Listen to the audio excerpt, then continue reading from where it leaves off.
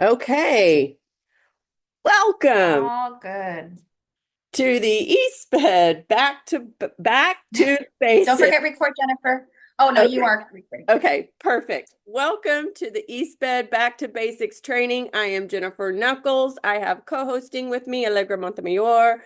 Dr. Montemayor, thank you so much for pulling things together. I'm trying to record this. We're going to do the best we can with the internet connectivity issues that I'm having. So if it gets blurry, if I start cutting in and out, I think Allegra will let me know, and we'll do what we got to do. So look in the chat. There are 3 links posted for the sign in for the Q&A, a Q&A document to be used for any questions that you have instead of the chat. That way everyone can benefit before and after or during and after. Won't get to answer those until afterwards. And then there's also a resource links, the things that I'll be referring to throughout the morning. And then it will be available really afterwards because it's going to be a great resource as you develop and create any IEP, the things you need really section by section or screen by screen in eSped. Okay, so what you're looking at right now is the student profile that has been developed. Don't worry, this is a free picture that is not violating any FERPA. It's none of our kids. But this is our fake quote unquote student that we're developing a student profile on. Within the student profile, you can click, let me provide those links if I haven't provided those already. I think it actually, if you open your resource links, it is on there after the big box that asks you to maybe help copy and paste things into chat for me. That is linked for you, the student profile. So when you open the student profile, you'll be able to see and open a comprehensive student profile, which is really a PDF of everything that I'm going to be using to develop this morning's IEP. It is going to include the full and individual initial evaluation. This is a true, real evaluation that has been tweaked a little bit. You will notice it is an older version of some testing components and instruments that are used throughout it. But the data is still great. The data is still good. No, not all FIEs are the same, look the same. You will see those that look different, but this is showing you, I've gone through and highlighted some of the key things that you can look for to pull out and plop into your IEP. Things that are in pink, some of the color coding is a little off. But for the most part, things that are in pink can be thought of as needs or areas of weakness. Things that are in green, areas of strength. Things that are in yellow will be just facts, things that may be asked throughout the IEP in various sections. And then I've created a mock-up of my SAISD dashboard because that's where you can also gather a lot of information about various components and things that you need, particularly in the PLAT. I've also linked the TEA's Texas Assessment Family Portal. That's where I've grabbed a lot of the information about STAR. If a student takes TELPAS, that information will also be in there. But I've really utilized some of that. It complements the MySAISD dashboard STAR information. I like the item analysis from the dashboard when I'm just looking at the TEKS to pull out maybe patterns and common areas of strength and need. But the assessment portal from TEA actually goes deeper and it helps you really get a bigger picture of what you're looking at. And then after today, it won't be available today. I will send everyone a link and I will link it on here, that final initial IEP that you can utilize. It is by no means to be used as a copy paste document. This is particular and specific to this student. Okay, so I'm going to dive on in the FIE. I'm going to pull up the FIE document itself as it would look in the profile. Within any FIE, we have the determination section, which is where all the testing information is or what we've reviewed as an ARD committee during, say, a read. But also after that will follow any specific learning disability, I'm sorry, any specific disability report if new testing was completed. If no new testing was completed and it's just a read, then you will not see the disability reports. But when new testing is done, there will be a new disability report. So this is an actual, again, it's been redacted for purposes. And again, you'll notice some of these instruments are older instruments, but it's good data nonetheless. As I come along through the first part, it gives me some communicative status interpretations and results of maybe some formal and informal testing. But at the very bottom, no concerns were noted with speech, fluency rate, articulation, voice quality, and pragmatics. Rather than putting NA in the speech and related services plat, that's a good statement, particularly for an initial, because it tells us, yes, we did look at it, but no, it wasn't an area of concern. And here we go further with the speech language communication evaluation. Looks like everything is in normal limits. So I'm just going to kind of scroll through this. You know that we only have a limited amount of time and Knuckles can get really verbose at times. We see another statement, the student is able to make adequate progress in the general physical education curriculum without modifications. So that's something else we see asked for within the IEP itself that we're going to have to know. And then sociological, there's something said here that he has to, there's time set aside every night for him to work on things, but he needs reminders to complete it. Just a little, bee to keep in our bonnet about he's needing those reminders. Look, they talk about excessive absences. Yes, that's in my SAISD dashboard, but it's also for an initial something that has to be looked at.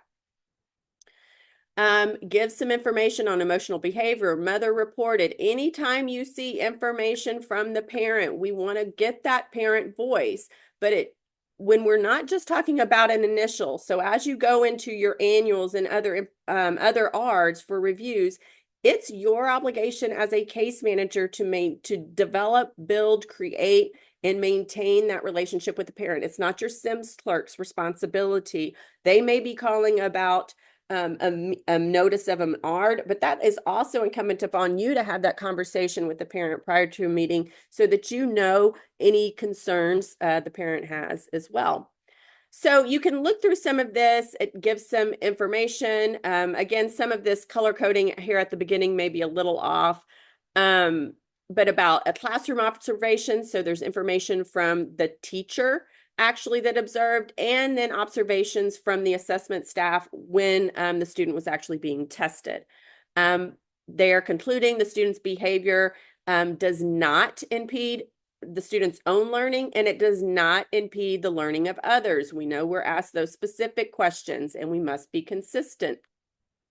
Intellectual and behavior. So here's where the intellectual testing, one of the things that I love is when we get testing, and I'm not sure, I'm not an assessment person, I'm not an LSSP or an educational diagnostician, but the G's is something, the G's, the G of F or fluid reasoning, the general intellectual ability. These are things that tell us how a student, whether or not they actually meet the bar of having a disability, it still tells us how they're processing and things work and how that's going to impact them in the class.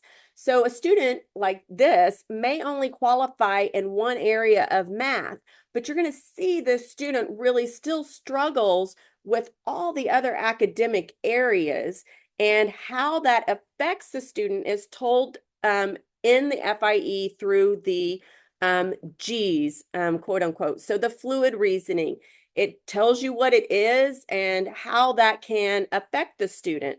So here, right here, because of the student scoring really in the low average in fluid reasoning, the student may have some difficulty with drawing inferences, solving abstract problems, and you can read on. In comprehension knowledge, or GFC, something we used to refer to or is referred to now, I'm not sure. I think it's this is the new version of it. Crystallized knowledge. It does kind of gain over time as we get a larger knowledge base. But it also has to do with our exposure to the mainstream U.S. culture. So this is something that you might not see as developed in your emergent bilingual students, depending on how long they have actually been in the United States, if they were born here, or if they have come here from elsewhere. Because the student is in the low average range, it also gives us some other information that the student will struggle with, learning vocabulary, actual factual questions, comprehending oral and written language, and etc. Short-term memory gives us what that really is, how we're learning in chunks of information. And this student, again, low average range, tells us that this is going to impact him, probably going to have some difficulties in following directions or remembering information long enough to process it and understand it. Just can't retain it that long. So what might be something we need to do for that? Yeah, we might need to see repetition, frequent practice, frequent reminders, things like that. So this begins to lay the path. I realize that my network connection is unstable. If I just cut out altogether and y'all can't keep up or hear anything, then I'm just going to have to do this, I guess, on my own at work one day where I have a stable connection, and I will get y'all the recording. We're going to do the best we can right now. Visual processing. This was an area of strength for the student, and because it's an area of strength, you'll see that things like using patterns and designs in these areas are strengths. Long-term retrieval explains what that is, and it also explains in this student, because this is a very low area for the student. It's a significant area of weakness for the student. These are the things the student's going to have difficulty with. All of these things are telling us how the disability impacts the student in the classroom. That is what we need in the PLAF, that disability impact statement. So many of us have realized over this year, as we're doing a lot of audits, how weak maybe that statement is. Auditory processing. This is a strength for the student. Processing speed. Again, it'll tell you this is a relative strength for the student. Relative meaning personal. For this student, compared to other things, this is a relative strength for the student. And then it gives you some pertinent findings right here. More pertinent findings for adaptive behavior.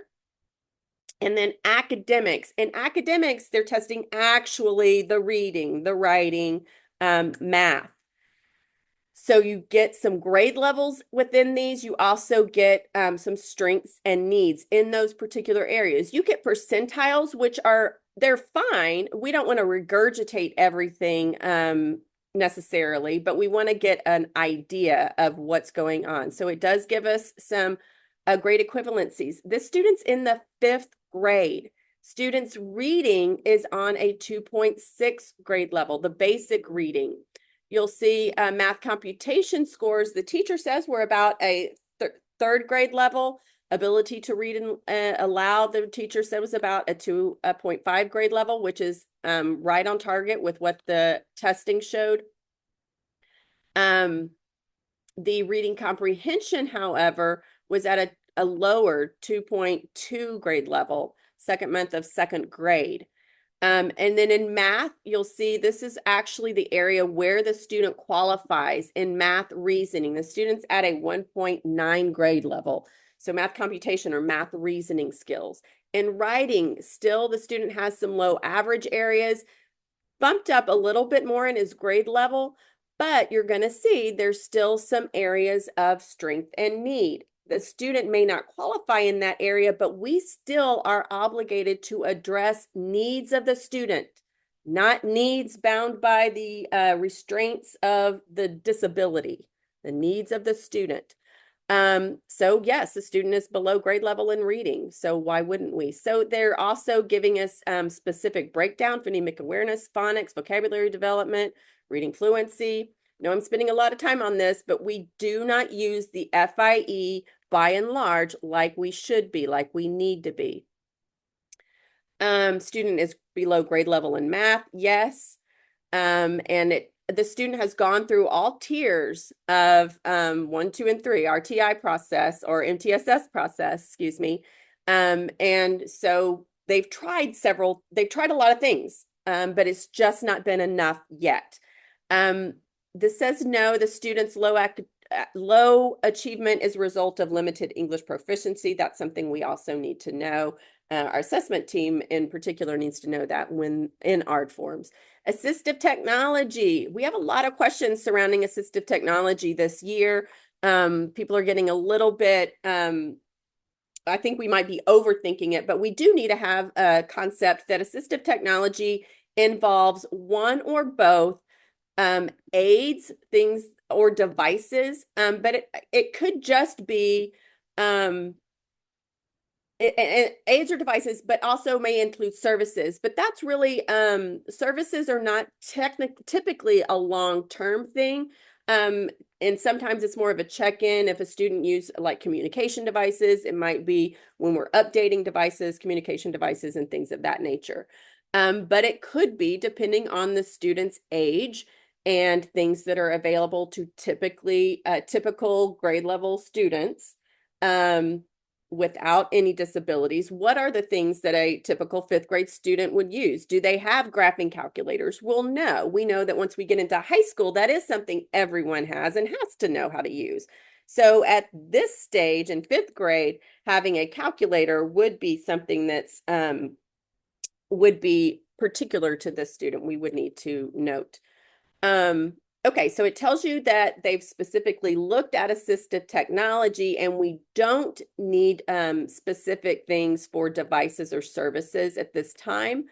So we want to make sure that is consistent in the IEP. It doesn't mean to say that those things like a calculator we cannot use in the accommodations portion of the IEP. Then we get a summary of the evaluation, recommendations to the ARD committee. Student meets criteria for specific learning disability. That means they met the letter of the evaluation criterion by the state of Texas. For this student, a specific learning disability has been established in the area of math problem solving, and we'll see later on where that's more explicit. But we as an ARD committee must still come to ARD and agree that specially designed instruction, that special education and services are necessary to address that. There may be some instances where simple accommodations may be adequate. Okay, this is often so overlooked. The IEP recommendations. We make it harder for ourselves in creating a will that's really, a lot of it's already been built for us. So come to the FIE and look.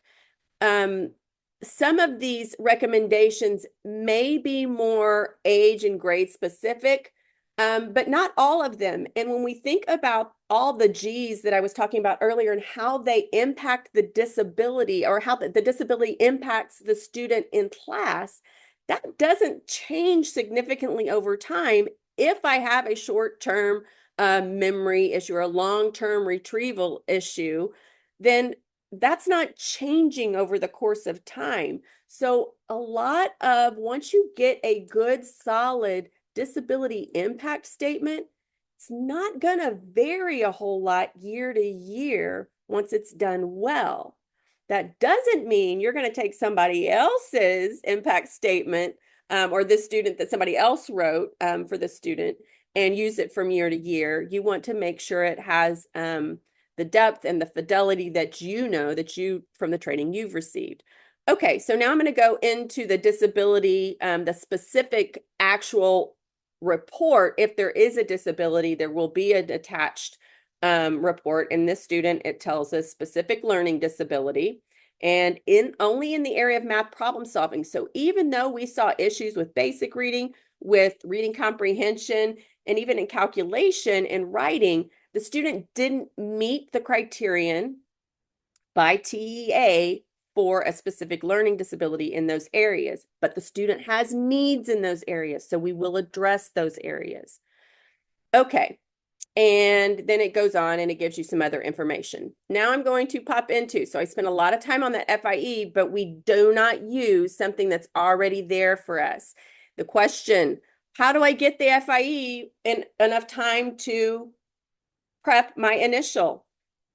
you contact, you communicate with your assessment team. There is something called, and linked in the resources link that I gave you earlier, the ARD coordination plan. There are timelines and constraints.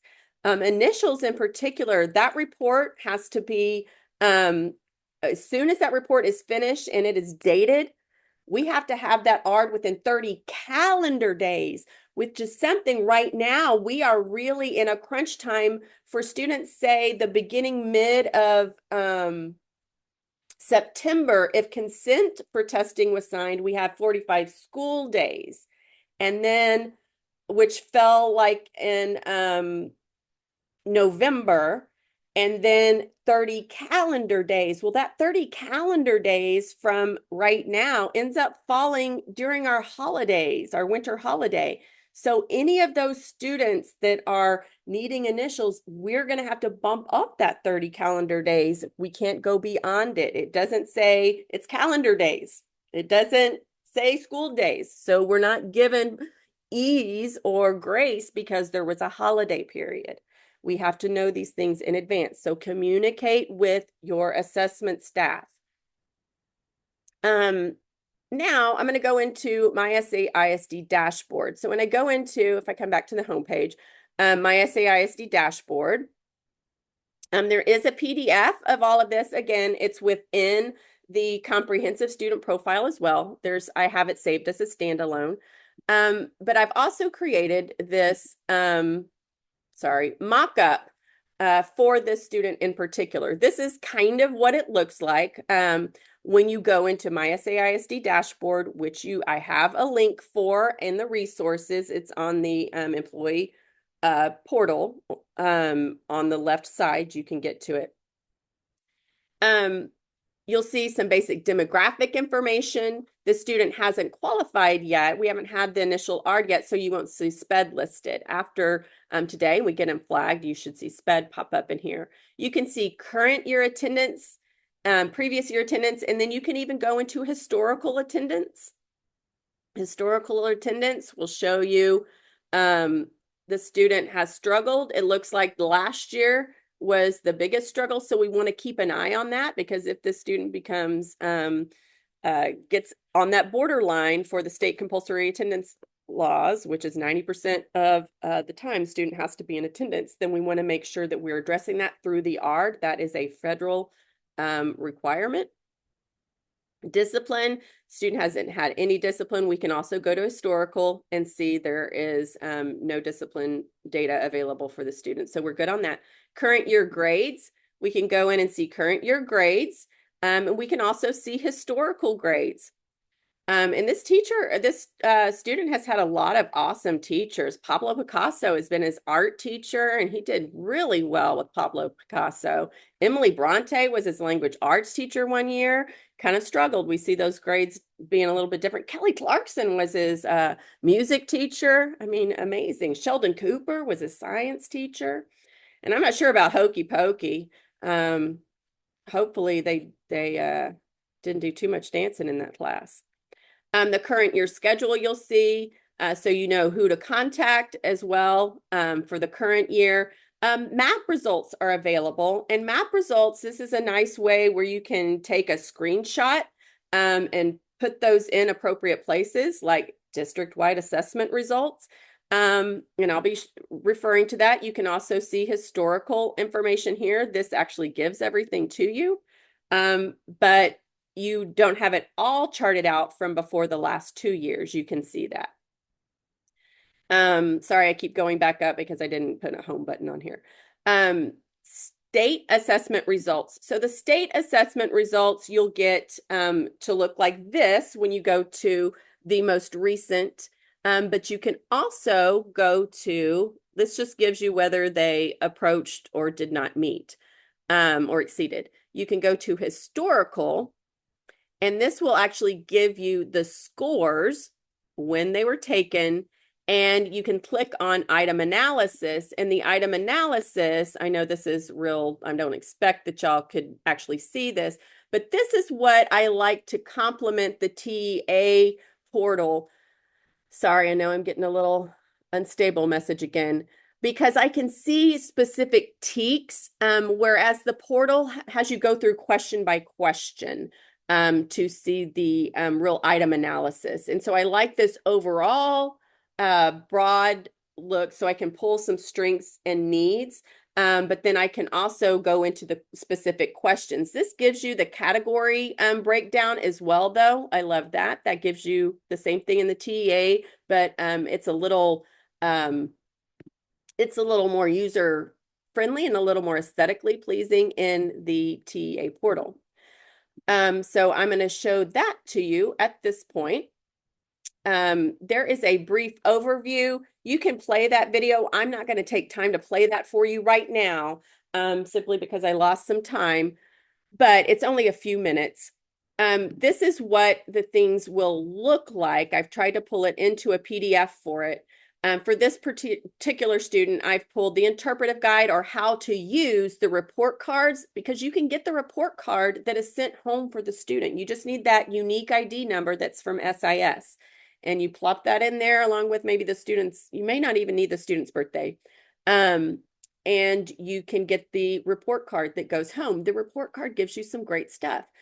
So this is the interpretive guide. I'm not going to like go through this with you. It just kind of explains for a parent what they would need, but you might need that as well. But it also gives you some nice, like I could use this in a PLAP if I wanted to explain the growth for the student or expected. So this is what we would see for a given student. Let me actually go into this student. The expected growth and what the student actually did if they had limited progress or they didn't meet the expected progress. So this particular student approached grade level on reading language arts. This was from the 4th grade. Did not meet grade level in math. And they also tell you each how many points out of, so this is your kind of like your raw score. I know it's just fine and dandy to say 1528, but that means nothing to me even as an educator. And it certainly would mean nothing to me as a parent. But if I tell you 15 out of 26, and that can be converted to whatever percentage, that makes a little bit more, as well as the writing 10 out of the 26. And then it tells you for this student, each category, how the student, he got 0 out of 11 for numerical representations and relationships. Computations and algebraic relationships, 1 out of 12. Again, no, I'm spending a lot of time on this, but we have all the data that we need. We just need to know that we have it and know how to utilize it when we're prepping the ARD. So this particular student, we're looking at the 4th grade. In reading language arts, there was limited progress. So yes, progress was made, but it was limited. And it gives you a Lexile level. There's even more on Lexile levels. If you go to, once you're in TA, there's links for you to click so that you can get grade level equivalencies, etc. And mathematics, it gives you the quantile level and what that means. You can also go to a link there, and it explains what that limited, expected, and accelerated progress is. And then the resources are tailored exactly for this student. It actually goes, notice how the student did. He got 0 out of 11 on this. He got 1 out of 10 on this. This is listed from the weakest area to the area of relative strength for the student. And although these activities or resources may be tailored for the home, we can read these and really extrapolate and look at them and find the teak. We know which teak that is. So we don't want to necessarily use this verbatim, but it gives us a good idea of some areas, the highest area of need for these students. It's already really kind of done that data dig for us, which is so nice and time saving. And then it goes back to the 3rd grade. And interestingly enough, you'll see the same pattern for this student.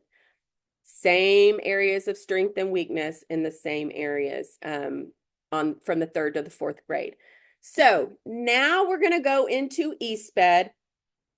I'm going to start by going to special education and ARD forms. That's where we need to go to begin the development of the IEP. Of course, it's timed out. I would expect nothing less. I am going to come back into eSped. eSped, also known as Frontline. Of course it is. I can't have anything go right for me today. I'm just kidding. It's the name of the game when we train.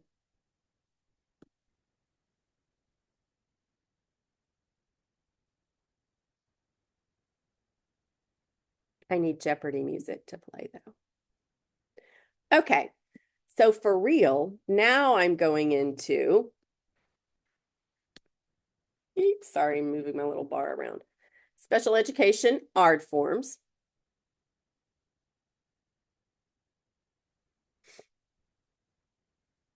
And my example student that I'm going to be using today is Exemplar Knuckles. The local ID is initial. That is not something that you can see, but you will be able, again, I will be providing you with a sample of this student's IEP coming this next week. Okay, so when I begin, I have to open a draft for initials, for annuals, and for permanent placements, which are annuals. A permanent placement is a brand new annual for the student. So we're opening up a draft. Within your resources, it does give you a how-to on creating a draft. I'm going to show you now by going into another student since I already have this one's created. I'm going to come into this student right here. I always need to select a FERPA reason. Don't stress yourself out. Just select the one you're typically writing. Sometimes you may be reviewing for compliance. I am writing the student's IEP. I need to go to the screen that says process draft. Well, I now have this drop down where I can put in the keyword or words of the screen that I'm looking for, and there's only one. It says process draft. It doesn't say create draft, but whatever, let's not split hairs. This is the same screen that you come to after to make the draft active or process the draft. I want to make sure I'm in the active record and that this says create a draft. Again, make sure it says active. As soon as I do that, I can click create. Can you all see this pop-up window? Can somebody just unmute and say yes or no? Yes. Oh, perfect. Okay, so this pop-up window, you don't get them all the time or pop-up messages, but when you do, please read them. It will keep you from making an error, and this is one of the most common ones. Reminder, drafts should only and always, I say, be created for initial, annual, or permanent placement ARDs. They are not created for review ARDs, revision ARDs, or IEP amendments. Review ARDs and amendments, or revisions, we don't actually have those screens available to us anymore. Anytime we come to review the annual that's in place, whether it be through an amendment or calling everybody to an ARD meeting to review it, we're reviewing the annual that's already in the active record. So we're not creating a draft. We only create a draft here, initial, annual, permanent placements. Do you still want to make this draft? And then you click OK. It takes a minute and then it'll pop you back out to the student or campus listing and it shows you the draft. I'm going to go ahead and click view all because I want to not go into that student. I want to go into my annual exemplar student. I'm sorry, my initial exemplar student, and I'm going to go into the draft now. When you're doing an initial, you do not have progress reports to complete, but every annual thereafter, you have to complete the final progress report. Do that before you get started, and you have to do the progress report for that before you do the annual in the active record because that's where the current goals are. Okay, then I'm going to go into the draft. I'm writing this IEP. It lands me on this student information page. I want to show you to make sure this is where you put yourself in as the case manager.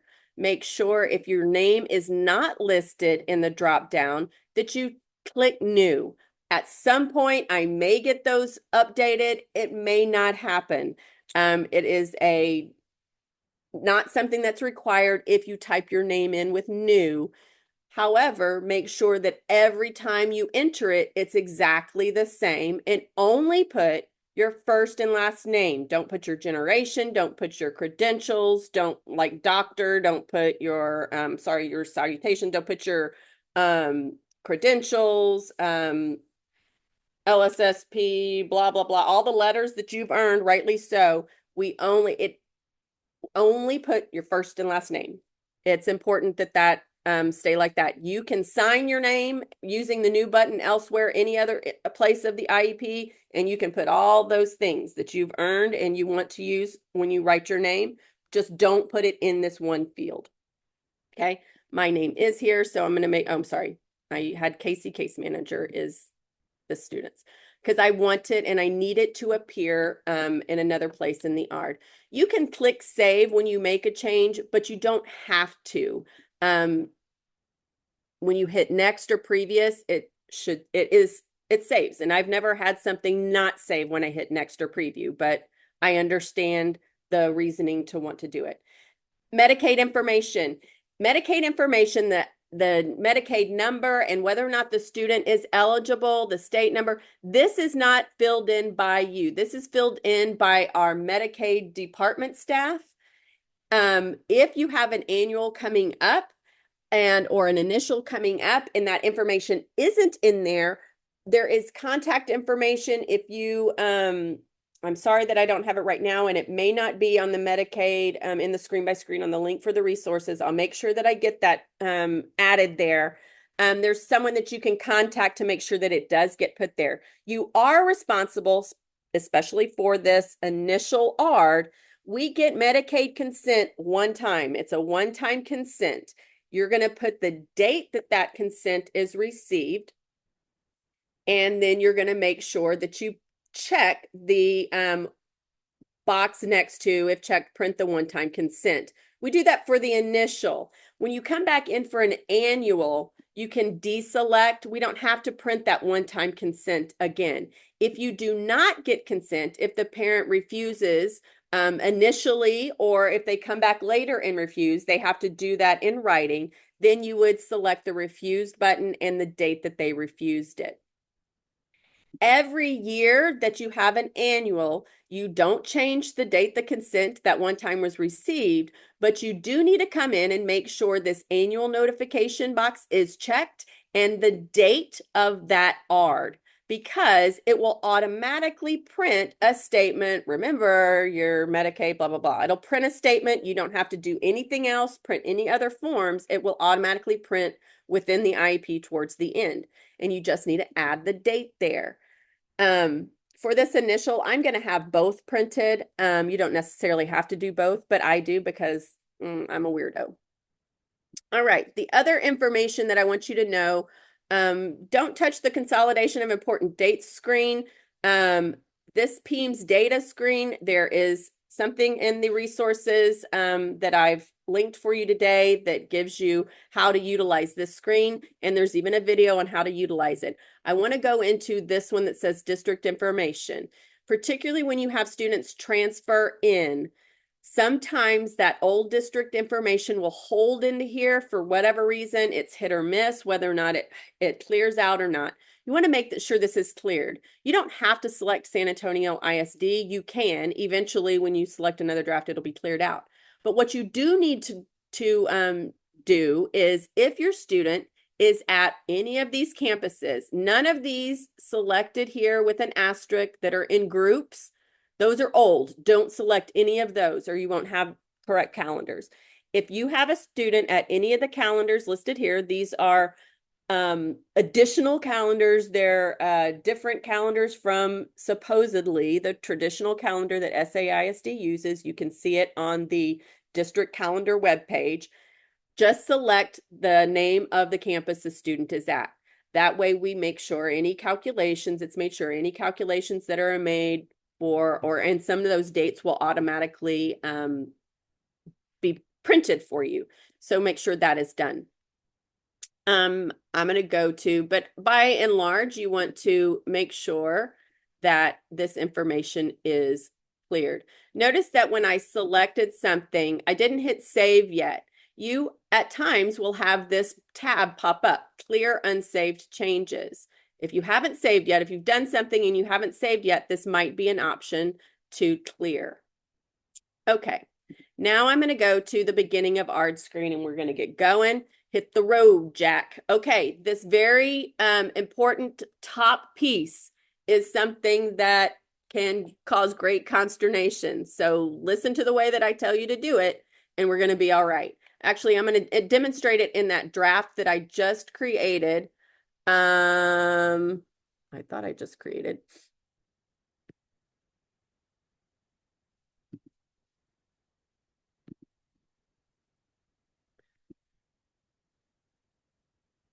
Nope, same thing. Okay, I'm still in the draft. My bad. Okay, so you enter the date of the meeting. The date of the meeting is the date of the meeting. I know it stands to reason, but before you go over here and enter annual review date, enter the reason for the meeting. If you enter anything that has annual next to it, or anything that, or the initial placement, it will automatically put in your annual review date and it'll calculate your due date.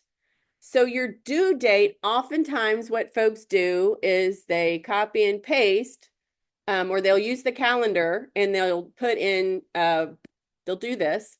They'll put into, this is today's date. They'll go back one, but they forget to change the year. It doesn't go up a year automatically. You have to know to do that. And so we have a lot of IEPs that go back in time one day.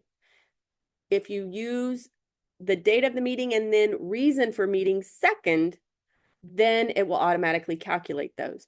The duration of services, you can think of this as, when can I start services? Well, we technically don't know that till the end of the ARD when we complete the prior written notice. The prior written notice is all the decisions that were made in the meeting. It's kind of like the receipt of the bill of services that we're going to give to your student of all the decisions that we made today and agreed to.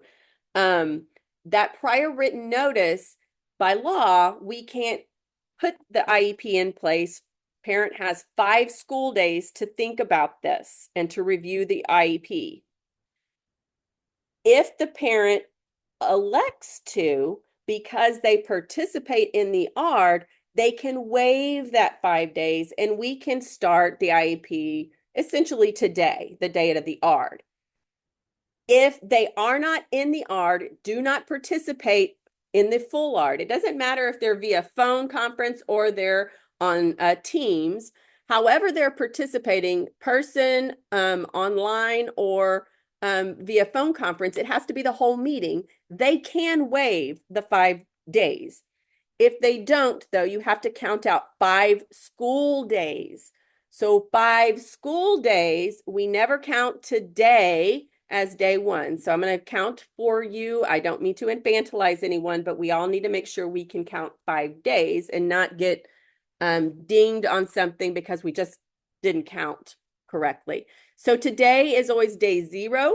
We start day 1 tomorrow, which in this case, today would be the 21st of November. Tomorrow is the 22nd. Well, we know this whole week, those are not school days. So that is day 1, the 22nd, but day 2 isn't here until the 2nd. Day 2, 3, 4, 5. I can't begin it on the 5th because I have to give the parent 5 full school days. I can begin on the 6th. So I can begin on the 6th. That doesn't mean I get an extra 5 days at the end of my IEP. The end date, the annual review, is still due on 11/20/2025. So I copy that date and paste it in here. The only time the duration of services would be different at the end of services is if I'm in the graduation ARD where the student is not returning. That means they are getting a diploma. If the student is coming back for 18 plus services, the student is not getting a diploma. They're getting a certificate of achievement or certificate of attendance of completion. They're not getting a diploma. Do not end their services, or you will have to come back to ARD at the beginning of the year to let them in, and they won't be on your list. Avoid that. Okay, whether or not an interpreter was used. From here down, you can't select anything. You have to refer to, you can select the parents are notified of the right to request an evaluation, but we can't request an evaluation if the ARD was not planned to be a read ARD. Okay. This is the area of expertise of our assessment staff. All right, going on. We don't do the vision for life after high school and SAISD. If the student is of transition age in San Antonio ISD is beginning in grade 6 or in the annual when the student is 13 years old, whichever comes first. And you may go, what? I thought it was 14. Yeah, it's before the student turns 14. So if you wait until it says age 14, you're too late. You're out of compliance. So you don't want to do that. Do it in the annual when the student is in 6th grade or when the student is 13 years old, whichever comes first. We hope we don't have any 13-year-olds that are in 5th grade, but it happens. Okay. Language Proficiency Committee, if the student is EB, that needs to be selected. Even if the parent has refused or denied those services, the student is still required to take TELPAS. So we still have to get information from the LPAC. So you would select that. Records from other districts, you would select every time the student is transferring and you're going to permanent placement. Information from school personnel should always be checked. I should always be getting information from school personnel. Records from other agencies, that can be an OHI form. You can understand where that might be coming in. Student communication needs has been really limited to students who qualify with a speech disability. However, you can argue that student with autism also, whether or not they qualify with the speech impairment, that we are taking those needs into consideration, and you can check that. Student attendance must be addressed in every annual at least, or any time the student begins to encroach upon that state compensatory. We don't want to wait until they've already exceeded the 90% of the time. So either there's no issues or there's modifications to the IEP that are needed. Parent concerns, we always want to get voice of the parent, and anytime we have a parent concern, it has to be addressed. So we want to have a response to that. In this case, Ms. Knuckles is concerned that Exemplar is so far behind in math. Those were her words. We put it here. If she gives more examples, he's spending, X amount of hours at home on homework, you can, but if not, that's fine. The district response is that the ARD committee is going to discuss this when we talk about present levels and we consider the least restrictive environment and schedule of services. We're not predetermining anything at this stage. Additional evaluation is needed, and on down is something that can only be completed by your assessment staff. However, as a case manager, you need to have eyes on for compliance. If you know you're requesting more testing because this is a read and no is checked, you need to be collaborating with your assessment staff. It's not going to be done till the time of the ARD. Those decisions are not predetermined. All right, based on the evaluation data, the student does or does not meet. This entire screen is assessment staff only can edit. We should only have the folks who this is their area of expertise touching this. This has been something that has been lobbied by assessment staff for years. It was agreed upon, and the change has been made. So don't hesitate to reach out and say those still aren't in there, particularly for those students who have come in from a district that doesn't use ESPED, that's not in there. particularly when you see maybe speech is still checked and you found speech was dismissed back in third grade.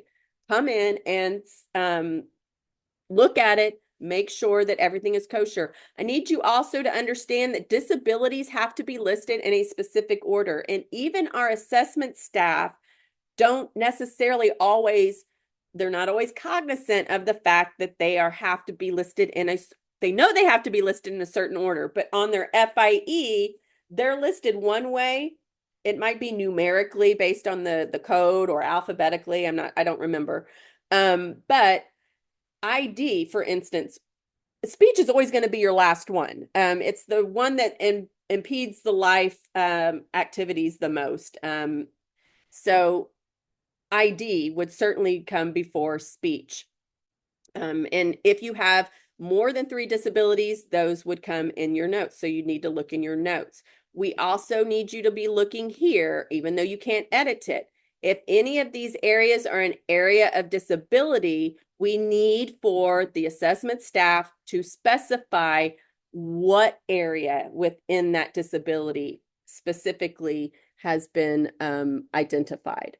Yes, we still have some issues with our developmental delay, and we know that assessment staff is being apprised of that.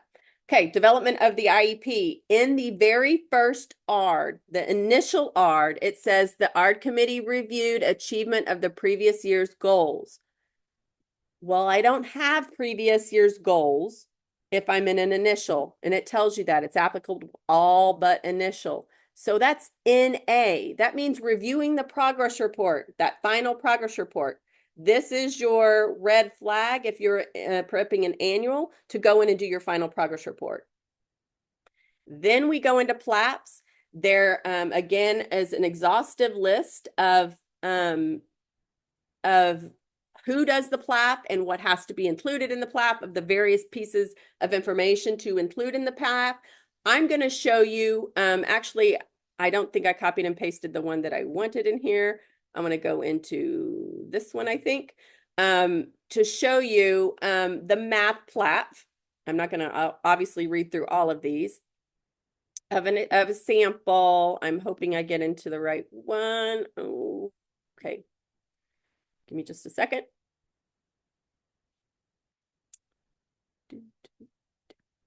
Allegra, do you remember the other day when I was working on the math PLAP? Do you remember which student it said?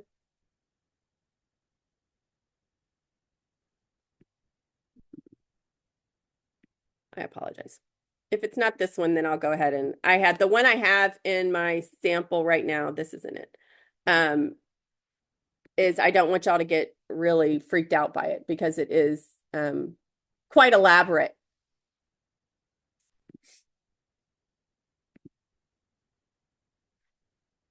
Okay, so I'm going to open this one up and I don't want to freak everybody out.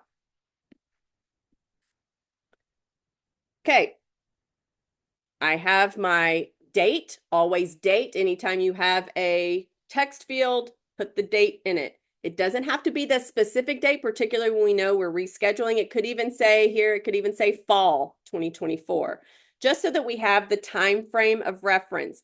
Everything we do has to be intentional. And when it is audited, whomever it is, whether it be TEA, your program specialist, a director, or anyone else, they need to know that the information there was intentional for that ARD. I am not going to delete all this if I come back to review ARD. I am going to put a space, put a divider line in here, and I'm going to go above it. If I come in here in January,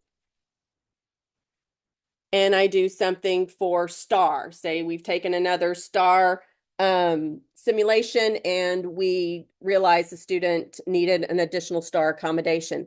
That has to be in my PLAP. That's where everything starts. Why are you doing it? Because I have more information on the student's functional performance right now. His academic achievement right now has been edited and changed. I know more now. So I'm going to put what I know now, and then I'm going to change it in the IEP when where it's necessary.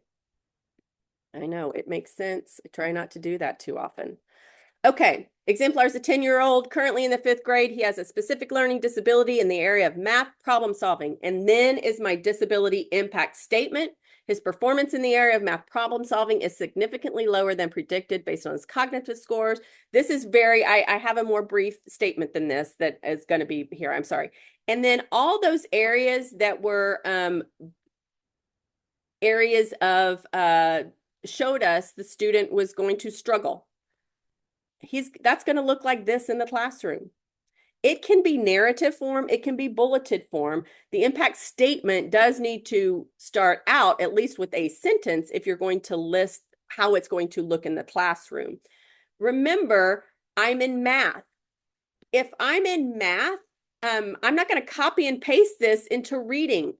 It doesn't matter that the student can't remember math facts. Memorizing factual information may be different in social studies. It may be significant historical dates.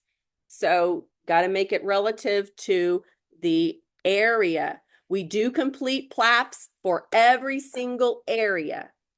The only exception is if the student doesn't receive speech or related services, you can put the date and the student does not qualify or receive, is not eligible for speech or related services. The other exception is enlarged are 18 plus students.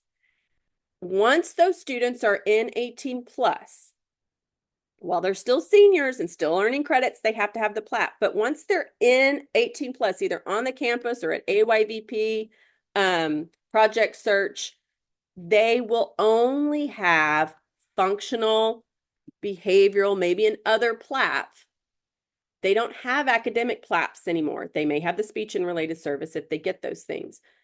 They don't have reading, they don't have writing, they don't have math because they're no longer working on academics. If they have academic type goals, it would be in functional nature. So reading, maybe community signs, but that's a functional. They may have counting change to provide to a customer. That would be functional in nature because it's all meeting their post-secondary goals.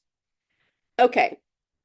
I want you to also see, we go in, I pulled star results and I was able to copy snippets of this and save them on my computer. And then I click add image. I select the image and then I send it to the server. But when you do that, you need to right click and go to image properties. You need to make sure that you click that little lock button so that your proportions are okay. And then play with the size of it so that, okay.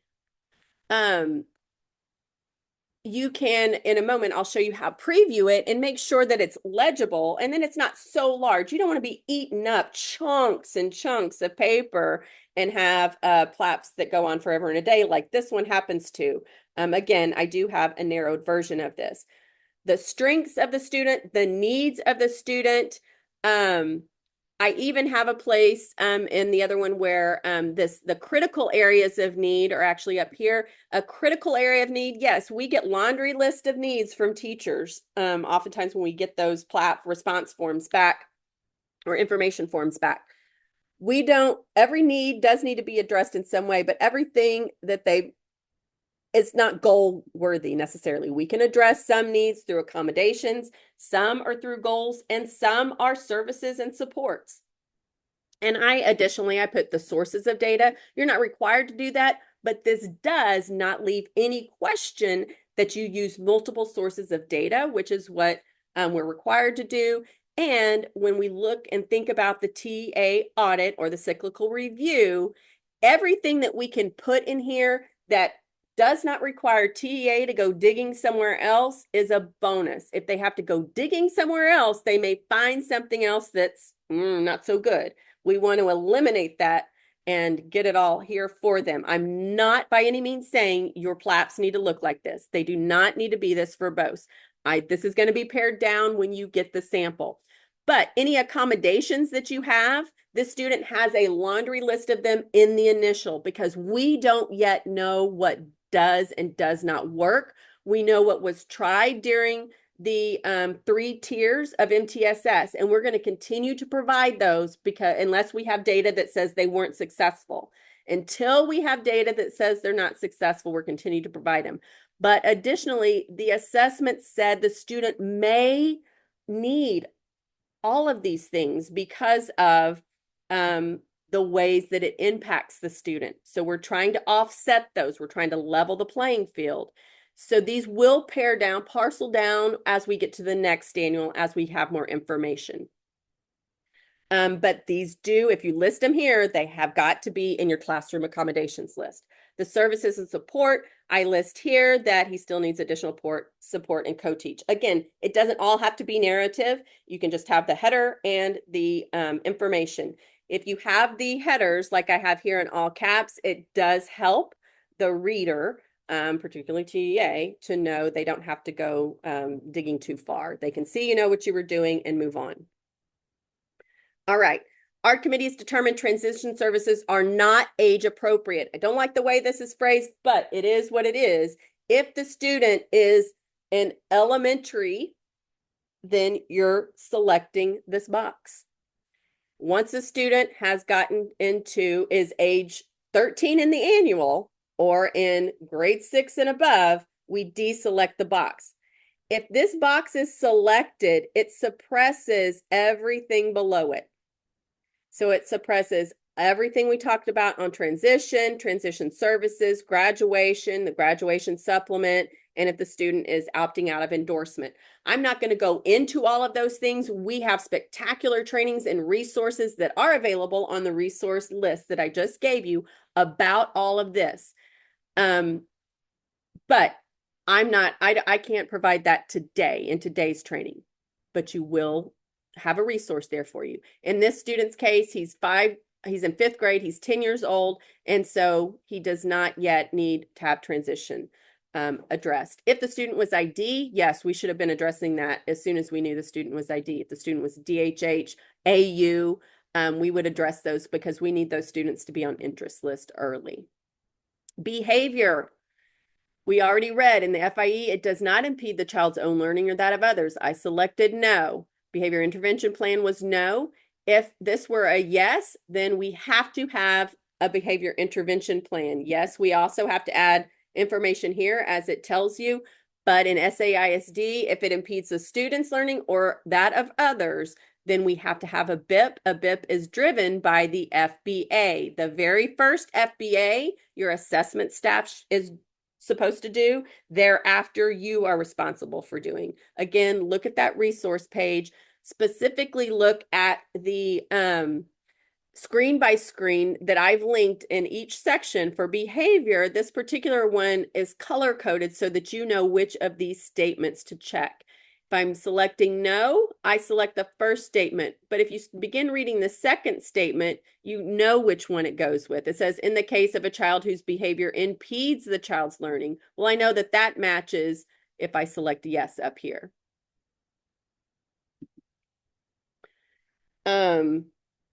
My phone just entered the training. That's bizarre. Okay. Dyslexia, there's a dyslexia how-to. I can't go into that. Language needs for the student. If the student is a second language learner or marked as EB, emergent bilingual, then this is selected and there's information on how to complete this. This should all be using a report that is linked on that screen for you or that document for you. It's called the LPAC report form. You've got to send that to the LPAC representative or the LPAC person that knows the student or that is in the LPAC meetings. If you just have somebody sitting in your meeting that doesn't know this from that when it comes to LPAC, you need somebody that's sitting in the LPAC meetings that is filling out that form. Okay. The rest of that information you can glean from the form.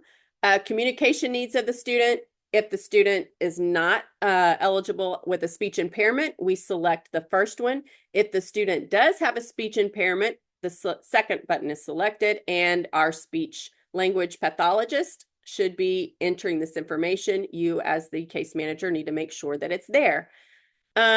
the student is deaf or hard of hearing. If the student is deaf or hard of hearing, you can select this. You, as the case manager, don't complete the DHH supplement, but you do need to open it to see that it has been checked and that there is a new date in it, that it's not from last year. It has to be updated every year. The deaf hard of hearing teacher is the one that, oh shoot, I hit the wrong button. I'm so sorry. The deaf hard of hearing teacher is the one that completes that. If it hasn't been completed, what do? You reach out to the deaf hard of hearing teacher. Okay, same with visual impairment. The teacher of the VI students needs to be completing it. You, of course, can check the box, but you need to reach out to these folks if they haven't been completed or updated. Autism spectrum disorder, if a student has AU, that is on you to complete the supplement. We do have some great supplements to help you with this, and I may not have linked those yet. Actually, no, the link is within the eSped screen by screen. We have a couple of really great supplements to help you with that, documents to help you with the AU supplement. Physical needs of the student is pretty self-explanatory. You select the one that applies. This is a first place. I have a document that's linked towards the bottom of all the resources, says additional resources. It says no blanks, but there's 3 exceptions, and that's what that is. The 3 exceptions is the first one. If your student is not DHH, VI, or DB, then you do not select anything. You don't select no. If you select no, it says the student does have that disability, but I didn't give them the required information about these Texas schools for their particular disability, which we're required to do every year. So just skip it if your student doesn't have one of those disabilities. If they do, the people that are completing this should be completing this. Okay, I know I'm getting that warning again. Assistive technology needs of the student. Again, remember we read in the FIE, the student does not require assistive technology. So we are putting no. We don't want to have 2 different things from the FIE or the read and this. It doesn't mean the student can't still get things in accommodations. If we select no or yes, we do have to explain. The explanation I provide here was directly picked from up and lifted from the FIE and plopped right in here. Assistive technology devices and or services not needed to provide. Knuckles exemplar of free and appropriate public education. Assistive technology available to all students in the general ed classroom is appropriate for Knuckles. I'm sorry, I should have put exemplar at this time. Okay, if AT is a yes, you have to say either the why that the student won't be able to participate and or if additional information is needed. If you're selecting the second box, you have to have an AT person in the ARD because this is really we need AT to come in and do some sort of an evaluation. And to do that, that means we need consent. So we don't have the people when we're talking about adding additional services, we don't have the people that impacts in the ARD, then we cannot address it, period. The parent can't waive them if we're talking about doing it without that person there. We'd have to come back to ARD to ask for it. Okay. This is a summary. You can be very brief here. I go all in on the plat instead of writing my G's in here. We may progress to a point where we can do that differently, but at this point it doesn't mean the student has a specific learning disability in the area of PE. This is not areas of disability. We read in that FIE, the student has areas of need in all of these, and that student's disability affects his progress in all of these. Because the disability with the cognitive functioning, with long-term retrieval, that's going to impact this student in these ways. Next, this is for early childhood student. That is not applicable to this. If you do have a student like that, I have a link for you in the resources. This is an example of a goal. I will have a reading and a writing goal because those are also areas of need for the student. This particular one is a 14-16 goal, which is what we number those that are part of An accelerated instruction plan. No, we don't come to ARD to develop accelerated instruction plans.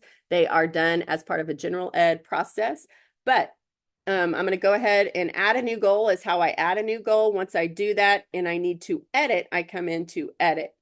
You have to enter the number. The duration should be the full year. Again, those instances where a student will not be returning is an exception. You may have some that you do at the end of the year. If it's an initial, you may not be starting things until the very next school year. That would be a difference of maybe when it starts. But notice my plan dates here include that when this IEP will start. My parent is not waiving PWN, or I'm anticipating not waiving PWN. If that changes, I have to go in and change it on the first screen and in all of my goals. Do not select propose. If you are sending goals home to a parent before the ARD, that is fine. We never want anything to be interpreted as we are predetermining anything. It is all for our discussion. So when you go through the print process, you simply can put a watermark of draft, print it as a draft, and it will have a watermark of draft on it. But this is one more thing that you would have to remember to deselect. You already have to remember to accept it during the meeting. You should not be clicking accepted by the committee before. That's predetermination. Goals are either academic or functional. Please read the Q&A that I have linked to explain the difference. And sometimes related services may be attached to one of those. Transition related goals may also be attached as functional goals. Okay, I do not, and you should not use the goal constructor. You end up with regurgitated TEKs that are not individualized. If we write TEKs that are a grade level TEK, then we have, ooh, Felicia, can you please mute yourself? Yes, I had a question. I'm sorry, I can't pause right now for questions, but can you please use the Q&A document to put your question, because I don't want it to go unanswered. Please put it in the Q&A. Yes. Thank you so much. I apologize. So I train you. You can use these as jumping off points for the most part by the end of the IEP year. And then you need to write. You can use these to get ideas. But if we only use these things, we end up with cookie cutters. We don't want to just regurgitate TEKs. We want to pay attention to verbs. We want to use our vertical alignments, our scaffolds, again, things that I included in the PLAP portion of the resources that I have for today.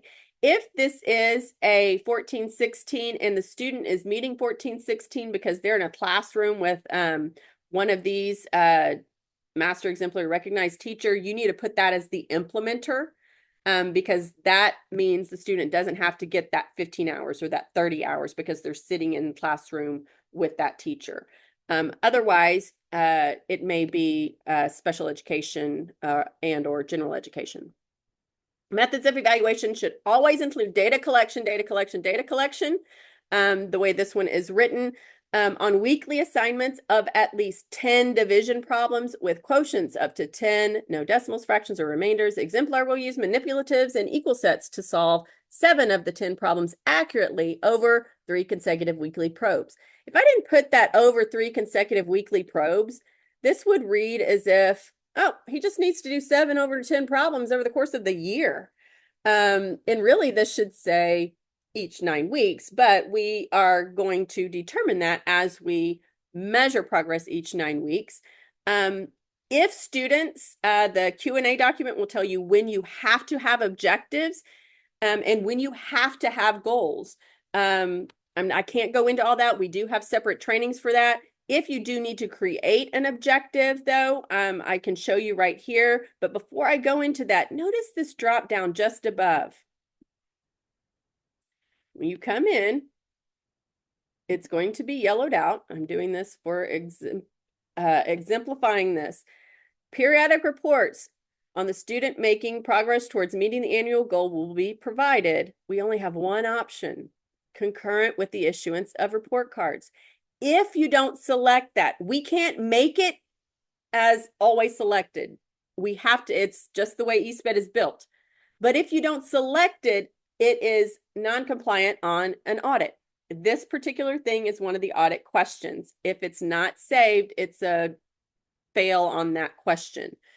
Create a new objective is the same way as create the new goal. You simply need to understand that you want to put in a code, either of 1, 2, 3. I like to use ABC. If it's goal 1, you might want to use 14 or 1.1 or 1.2. It forces the order.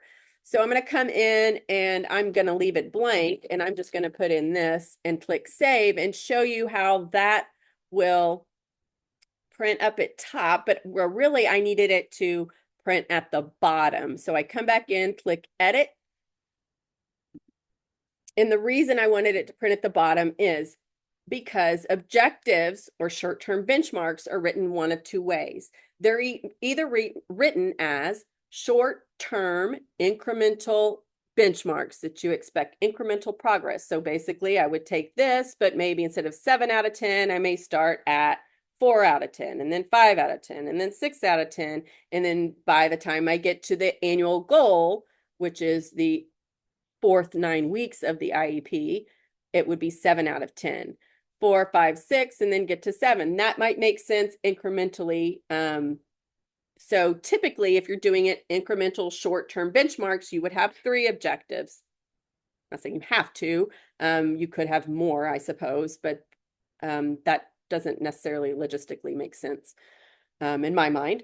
You cannot have only one objective. That is part of the TEA. That is a thing. You can't have just one objective. You have to have at least 2. The only time it would make sense to have 2 is if it is a benchmark of skill. So if I was saying this is multiplication and the student need to be doing 2 by 2 multiplication, I know that sounded very ridiculous, non-educator. I would start with the first skill of being able to do 1 by 1. And then the next skill is 1 by 2. And then the goal is 2 by 2. So that sense it would make to do just 2 objectives. So typically 2 or 3, depending how you're breaking it down. It does not make sense to say by the end of the second 9 weeks of the IEP, by the end of the third 9 weeks of the IEP, in most cases. All right, I'm going to go on. Do not include the grade level. I know it may try to force it, but we do not have to include it. And when we do include it, it can be interpreted by the implementer, if that's a general ed teacher, as, oh, well, we're in the 6th grade now. I don't need to worry about this. They'll, you know.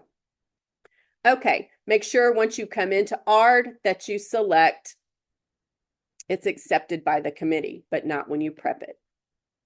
And then it will show here accepted by the committee. All right, moving on to accommodations.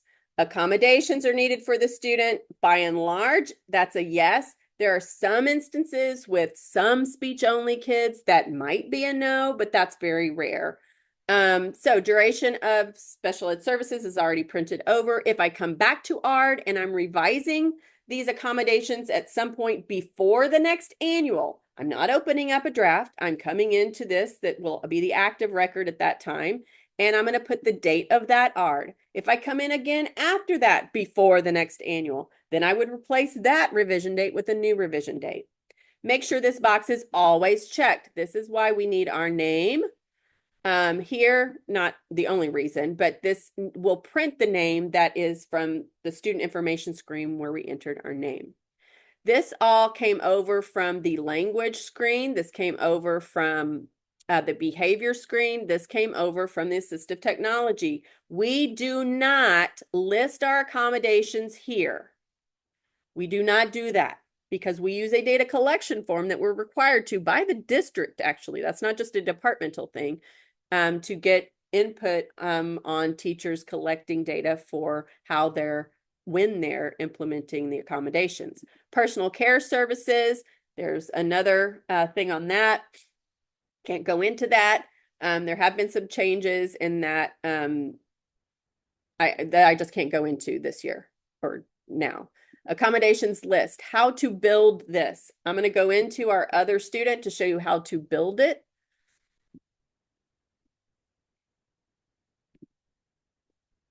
fully. Well, I must have done it the last time. Okay, so I'll give you an example. When you want to delete things, you double click them and you say delete. This has way too many, but it's easier than me finding more students. I double click it and I delete subjects. You notice how they're getting deleted from the table and the table is getting smaller below.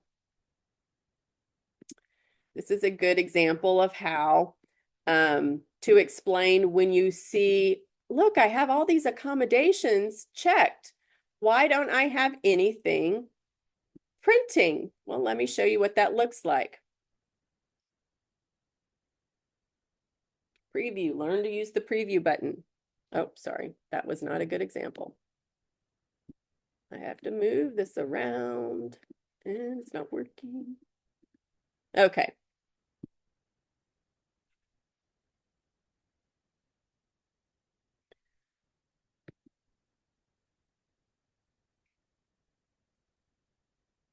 Oh, well, it already checked off, so maybe it doesn't go reverse. It does not go reverse. Okay, so technically, if you don't have the table built, all was selected for all of these, so I can't deselect it all. Maybe I can. It's not showing me anything. You would get a accommodations list that was blank. I can't get it to go reverse. Sorry. To add subjects, you can select a bundle, but the bundles, like you saw, have a lot. I prefer just to add what's applicable to my students. So English, language arts, reading. Don't be too specific. We don't want to have algebra 1 and geometry because then you have that gets ridiculous. It has to cover every IEP, parts of this year and part of next year. So it lasts a whole year from wherever we are now. So don't get so finite in your explanation. English, math, science, social studies or history. You can add one that says both if you need to. Electives or specials. I'm going to go ahead and add in one I'm going to name it specials and electives. You can give it an abbreviation, specials and electives. So I've been able to add a custom subject over here.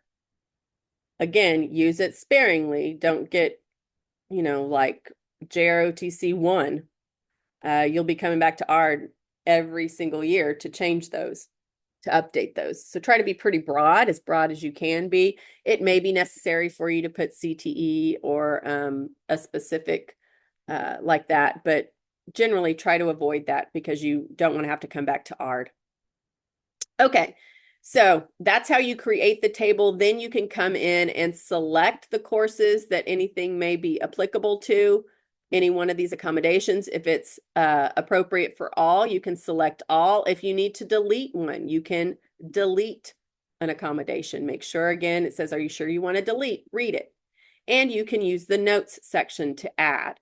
So I've done that here for our exemplar.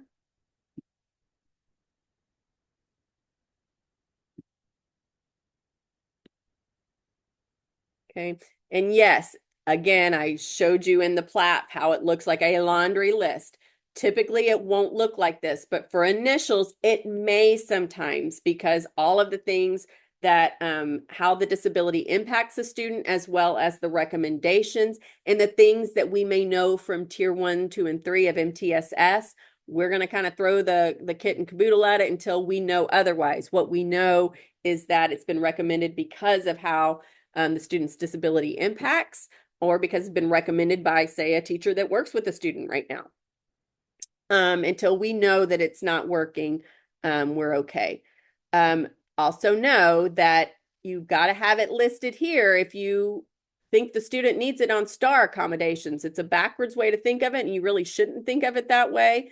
To be in compliance with how STAR accommodations, it has to be done routinely, consistently, and independently, effectively, routinely, and independently as it is appropriate for the accommodation to be allowable as a STAR accommodation. Okay, this particular student, I also added notes from the recommendation. where it talks about really some of these are almost methodologies, but I didn't want to go into the LRE section to add the methodologies because it really talked about how to implement some of these accommodations. And so you'll notice for those repeated and extensive practice, see notes below. The evaluator gives an example of a methodology, an instruction or an instructional method, delivery of instruction method perhaps, of how this might benefit, this particular accommodation may benefit this particular student's disability or this particular student. So that is not required. I just going above and beyond and throwing the kitchen sink out there so that you can see how all those pieces could be used. Sorry, those are old. We don't use those. State assessment results. We don't come in and enter in anything in these yellow boxes. They should stay yellow because, again, we have information from portions of last year that we're using and portions of this year that we're using.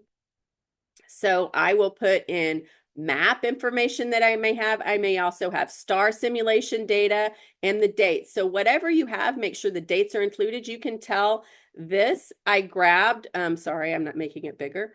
I grabbed from my SAISD dashboard, which is lovely. I didn't have to go in and recreate and retype it all. It's there. But I do want to make sure that it looks like it's not a huge portion of a screen. So when I do that, after I add something, I do want to click save, and then I want to preview it so I can make sure I'm not taking up too much. And that's reasonable. It needs to be legible, right? If I made it smaller, I might not be able to read it. So that's reasonable. And then I can add a STAR simulation and those dates and results, as well as any other I forgot what the new word for district or curriculum assessments is, but you get the picture. You'll have more than one in parts of this year and last year. STAR information, you may be able to import scores. I do not yet have the 2024, spring 2024 scores uploaded. Once those are uploaded, if the student tested with us during that testing time, you should be able to pull it from clicking import the scores. This being a fake student, that doesn't work. Or you can manually enter them. It's not too much trouble. Don't worry about the year start date, but just put the year in, the spring of 2024, the date taken. It's pretty straightforward. But make sure that when you get to the results, like I was explaining earlier, 1229 doesn't mean anything to me. Give me the raw score, 7 out of 30, and then tell me what that meant. Was that did not meet? Was that approaches? So on and so forth. Statement of intensive or accelerated instruction. Remember, accelerated instruction is not something unique to special ed. It's something that's done for all students that is handled in branching minds. When we come to the annual ARD, we have to address it if the student hasn't met standards or grade level on any of the STAR tested courses or subjects. Sorry, words. So I have a brief little statement here, but really it's done in branching minds. That is, we have a goal for it though now. We're adding a goal for it and we're going to track that goal. I'm going to go to next. This is STAR. Remember, the student is or will be means if the student is in second grade, next year they will be in third grade. So they will be taking STAR. So as soon as that student is in second grade annuals need to have STAR information for next year. Again, duration populates. If you come in to do revisions for STAR, the same as accommodations, put the date of the ARD when it was revised. Participation requirements for STAR Alt, medical exceptions, and the NAR are also there and self-explanatory, or there are other guidance documents that have been linked. Current year and this year, again, if it's a second grader, you would only have next year, and which portion of the, or what type of the test they're taking. All students should be taking online versions of the regular STAR. Otherwise, you would be selecting the correct star alt if they're a star alt taker. Paper instances are very rare, and there are very specific eligibility requirements. You must check with the TA website and your campus testing coordinator. Those have to be ordered in December, I believe, if not the very beginning of December. And then when you can take Spanish versions is very limited. That should come from your LPAC. It has to be exactly the same as the LPAC. Science is only in grades 5 and 8, social studies in 8 only. But it tells you there, so you can't really screw up. So this kiddo in science, we would be saying star online. Social studies is in A. Next year, the student will be in 6th grade, and so I'm completing the next year information. If you have a student, for example, in 8th grade, and they're taking Algebra 1 and or English 1, I think MLA does that. You can put current year information up here for math, and then for English, you could put the information down here. Put NA anywhere it's not applicable. Try not to leave it blank. You don't have to fill this all out with NA for elementary kids. If you have a student that is in 8th grade this year and 9th grade next year, then you put the 8th grade up here and the 9th grade down here. Pretty self-explanatory. Any notes that you need, for example, in high school, if the student is passed a subject already, an end of course exam already, then you put passed so that you don't not putting NA, but we already know what's going on. If we're saying as an R, the student is no longer required to take an assessment, we may need to justify that though here in our star notes. If a student comes in from a private school or a state where they already have credit for any of the EOCs for the class, if they already have credit for the class and they didn't take the EOC because they were at private school or out of state, then it would be not applicable. And then you would need to explain in the star notes. Okay, star accommodations. For star accommodations, there are a couple of resources available. There's also the TEA where I said you need to look very carefully at whether or not a student is eligible for particular accommodations. We don't list a laundry list of them. We do list as SAISD to add a star accommodation. We add some categories. So you may not so accessibility features. There's a list of what qualifies as an accessibility feature. To know what those are, you've got to go into the document that I've linked. I believe. Yeah, so let me come to star accommodations and star accommodations explained. It explains the star accommodations, but it also tells you, gives you the alt. Sorry. There's another one. Sorry, didn't mean to do all that. I clicked into the wrong one. I apologize. The example from TEA shows you where you can go for, sorry, yeah, that's it. Where you can go to know which ones are, what are all your accessibility features. There's also this one that is linked that shows you everything that's possibly available. This is not passed around. This is not a menu, folks. We don't go through and go, well, that might help. The student has to have it in classroom accommodations for a testing accommodation already, or for your content, like content and language supports. You'll be able to see what those types of things are within the classroom accommodations. If they don't have it in classroom accommodations, they cannot have it on STAR. Not only do they have to have it there, we don't just add it the day before testing. We have to have data that supports that it's been used routinely, that it's been effective, and that the student can use it independently where applicable for the particular accommodation. All right, I open things that I need to close.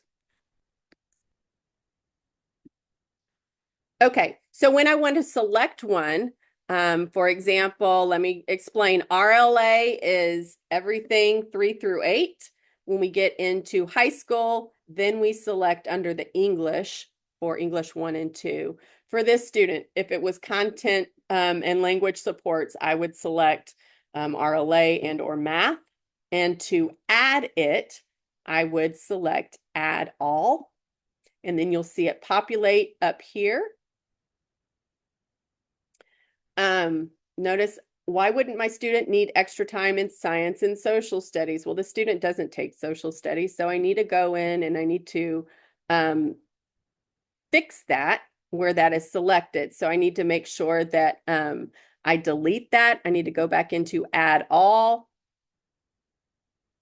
and fix things and edit things. Sorry, right now I just don't have, I can clear all things if I've clicked to add things. I'm right now, I've got to go and get going. Sorry, I've got to get going, but here I can delete things if they're not correct. I would have to edit this small group. It'll pull up the small group for me, and I can deselect social studies and click save. Content language supports. I wanted to, the extra time is science. Sorry. The student also takes science because it's 5th grade. I said I wasn't going to do it, but the OCD gets a hold of me. Okay. Okay, and then here's where star accommodations notes. Any of those that you choose that are selected that says explain below in star accommodations, you won't see it on this screen. You have to return to the previous screen after you've added it, and then you have to explain. If you selected colored overlay, you need to tell them what color the student is going to need programmed into. It is something that can be programmed for an online tester. Okay, next, this is fairly self-explanatory. Same as STAR, if the student is in or will be 3 through 12. So beginning in 2nd grade, you have to complete this, and it's pretty self-explanatory. You can read the options. TELPAS, same thing. You use the LPAC report form. You definitely have to have the results printed. We did have, I'm going to go to the next screen. Randomly several years ago, EastBed added this screen. We started using this screen for results. We anticipate now they've got this screen like the STAR test was on, they have this still, but we anticipate they may be adding accommodations for TELPAS like they have for STAR for test town purposes. And if that comes up, it may make a difference. I'm not telling you which one you have to use or which one you don't use. At this point, prefer it to be on this screen, again, back to the old way, but you do not have to copy anything from this screen to get it all on this screen. Both will print, you'll be okay. But if the student is emergent bilingual, you would need to select yes or no and then complete it exactly as the LPAC report form. The LPAC report form looks exactly like this. Okay, it has to be what the LPAC says. The LPAC and the ARD have to be exactly the same. Okay, I'm going to next. I'm going to next. District-wide assessment. Is this offered? We have it offered even at kindergarten. So for the most part, yes. Will the student be able to participate without modification? For the most part, unless the student is an alt taker, that should be yes, because even if we're not allowed to give all the, say, content language supports on or a given modification, like 3 answer choices instead of 4, even though we can't do that, say, on a map, we still get good data from that when the student doesn't. It's really further evidence of why the student needs certain accommodations. So be mindful of that when you're selecting this. If the student meets alt participation requirements, yes or no. And then here's the different district assessments that are available. I know this may be changing in name. I've just heard this week. Again, be on your STAR simulations, you can put C STAR accommodations. We don't yet have anything that's going to take this and translate it into test town for us. So if the student is not able to take a district-wide assessment and is participating in an alt assessment, then we do have to say what they are taking in place of these district-wide assessments. This is another place where we can go in and enter deliberations. The very first was the beginning of ARD screen. There's one more place where that can be, you can enter into the deliberations, not you personally, because you're Administrators should be taking deliberations. There is a link for how to take or what deliberations are and what they are not on the resource link I gave you. The screen for LRE, the first screen for LRE starts with a comment. Is the student's instructional day commensurate with that of students without disabilities? Yes or no? So is the student going to school? If everybody goes to school from 8:15 to 4:15, then yes. If the student only goes from 8:15 to 12, then the answer is no, and then it has to be explained. The rest of this, read the headers. These are all the efforts that have been made or have been considered to modify and supplement the student so that they can participate in the general ed setting. Here, we're identifying whether or not we've provided it or just considered it as up to this point and as of this point. And if it was provided, then we go further because we will know if there has been an academic or non-academic benefit. So use this word right here. If it's been provided, then we answer yes or no. If we're just considering it, I don't know if a benefit's been provided yet because we haven't provided it yet. So it's only for those that are marked provided that I then go and say whether or not it's had an academic or non-academic benefit. I once had somebody from Frontline say I could probably argue at least some sort of distant, possible, potential, non-academic, not potential, but non-academic or academic benefit that was provided, however minute it might have been. It might have been very small, but it was an academic benefit or non-academic benefit nonetheless. So you go through these, read through these. If we are considering resource this year and we decide, yes, we're going to provide it. We haven't provided it yet, so we've considered it. We may plan for it in the schedule of services and put that student in resources and resource class.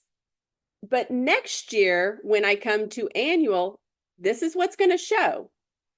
It's why every decision, every single field has to be intentional. This student has now next year, after I've done resource for a year, I'm going to change that to provided. Once it's been provided, then I have to say whether it was beneficial, yes or no, for academic and non-academic. You can't just look at things and go, oh, that's completed, I'm moving on. That is the worst enemy of all ARD prep, is looking at something, seeing that it's been completed, it rolled over, and moving on. You cannot do that. You've got to look at everything, and it has to be very deliberate and intentional for the ARD you're preparing now. It's a representation of your work, not the previous case manager. It's a representation of the student today and what we're going to do over the next year, not something from last year or, heaven forbid, years previous. Okay, I'm going to go to next.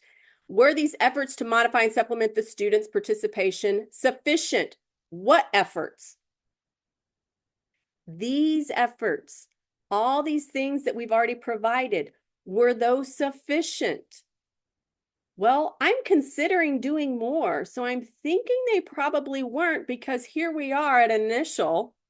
So at most initials, this answer is going to be no, because at most initials, this student has been through tier 1, tier 2, and tier 3. Not at all. When a parent says, test my kid, they haven't necessarily been through all of those. Again, very intentional. How am I explaining this? I'm dating because it's a text field. Exemplar requires more than the tier 1, 2, and 3 supports that have been provided through MTSS process. He requires co-teach support in the area of math and classroom support in the area of ELAR or RLA in order to access and make expected progress in the general curriculum. Next year, that statement's going to change. And hopefully next year, this answer will change to a yes. Hopefully the co-teach support will be sufficient. If the student needs resource, then it would stay no, but my explanation is going to change.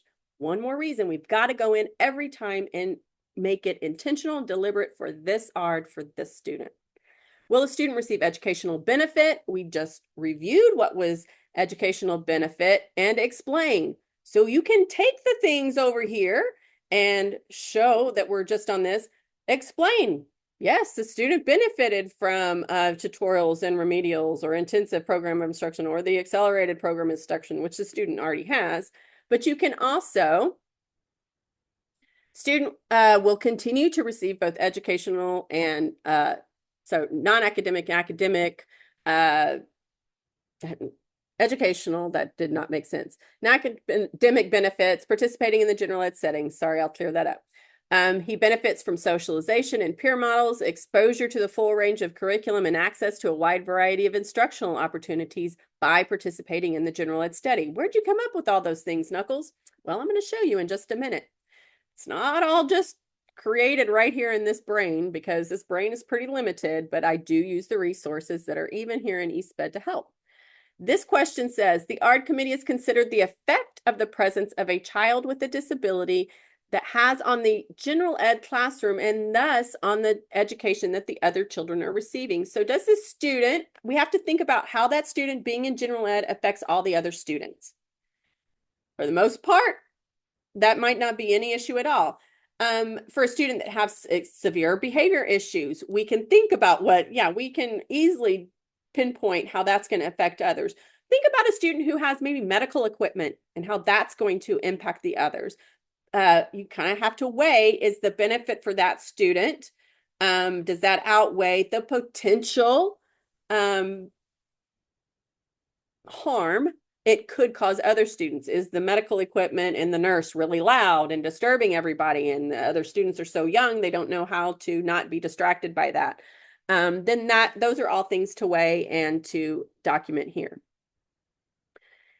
Cannot skip a question. This question gets skipped. It's not to be skipped. I even have an add select option to help you with this. The add select button, when you select it, I will click this and it'll give you these highlighted sections right here. Benefits of participating in general ed, benefits of participating in special ed, potential harmful effects of general ed, potential harmful effects of special ed. I've tried to make it as easy as possible. This is not the go-to way. It could be a narrative form. It could be you going back to the table and explaining, or going back into the FIE. I'm trying to make it very easy for you and make it kind of a list format. And I'm going to show you, where did I get these things? It's not to say it's an exhaustive list, but where am I grabbing these things? I'm going to show you in a moment. The next question, does the ARD committee additional staff training do we determine additional staff training is required? If it's required, you need to have anticipated that before you got to the meeting, because this is not something you're just going to willy-nilly agree to without a plan. And to have a plan for training, you're going to need to have involved your campus support team, your administration, so that we know who's doing that training, when it's going to be completed, how it's going to be rolled out, and who has to attend this training. All that's part of that plan. So yes or no. If it's yes, again, make sure you're anticipating that before the ARD so that you can really talk with your campus support team, probably your program specialist and coordinator more likely, and have that plan. And this is limited text field, so you may have to also put CPWN, and then in the bottom portion of the PWN, explain. This next radio button is an either or. So the committee recommends the student receive all instruction and services in general ed, or recommends the student receive part or all instruction in special ed. Even if it's one period, then we're pulling that student out, then it would be the second radio button. The next screen, if I read the very top portion, I'll know what to do. The student is capable of achieving all goals in the general ed classroom. So if this was marked, then this is marked. If this is marked, that's saying the student gets everything in general ed. Everything else is suppressed. I move on. I go to the next screen. The student is not removed from general ed. That's the same exact thing. I'm restating it. So all of this is suppressed. I move on. Will the student have the opportunity to participate with students without disabilities in all non-academic, extracurricular, and other activities? Yes or no? The student will. If it's a no, then you have to select the activities that the student would not be able to participate in. If it's other, because it's not listed, you need to add those in and then explain why. The most common would be regular transportation. The student needs special transportation, so you would select no, regular, and then explain. This kiddo, that's not the dealio. I'm going to back up just a second to give you the example of or to walk you through, sorry, if we select, the committee recommends the student will receive part or all instruction in the special ed setting. So any portion of that student's setting is in special ed, then I'm selecting this one. And I hate to, but I would select this one. And then instead of selecting this, I would read and select what is appropriate. Make sure to pay attention to whether it says general ed classroom or general ed campus, two totally different things. And don't select this. If the student is in general ed the entire time, and that's the box you select, it suppresses all this. So none of this will matter. Don't select that because this says after considering the student in general ed setting with supplementary aids and services, this option is rejected for the following reasons. Okay, read the options, select what's appropriate for this kiddo. It's not. But again, if the student is removed and I'm not selecting this, these things should look familiar with what I just read to you. The effects on the student, the effects on the quality of the service. The student is removed from general ed. The following are potential harmful effects that may impact the student or the quality of services the student needs. Jennifer didn't think of those things all by herself. She did pull them from somewhere else. Okay, if you're not selecting this because the student is removed from general education, then you have to make selections from the effects on the student and on the quality of services, and you have to say, does the ARD committee anticipate any harmful effects, yes or no? We can always anticipate some sort of harmful effects. We've just told you we could, but the benefits outweigh anticipated harmful effects, or we're going to take those harmful effects into account.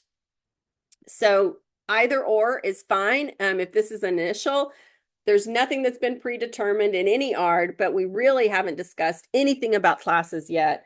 And we want to make sure we probably select this one if our student is going to be not in the special ed class yet for our initial. But I'm going to clear all this out for my guy. I'm going to go to next. I've already talked about this one. And now I'm on my schedule of services. Schedule of services in general is not just this screen. It includes the course curriculum screen, this screen. It also includes our IEP services and supports screen. It also includes our related and other services screen. All of those together are the schedule of services. So we're putting in the duration's already rolled over. How many minutes or periods per day are instructional? We do not count passing periods. We do not count recess. We do not count lunch. You would be blown away. And the majority of the minutes that I look at in the course curriculum screen versus what you say here are instructional minutes never add up. TA can add. It's going to be a question. Next year minutes, my student is going to be in 6th grade next year. The middle school campus looks different. Their day looks different. They have more passing periods, so they don't have as much that chips away at the instructional day. But you're going to see how you can address it. You do not have to address it in the way I will show you on the next screen. This is the second area. No blanks are allowable. I've already shown you one exception with the deaf, blind, deaf, hard of hearing, visual impairment section. This is the next section. If this ever applies, we hope it never does.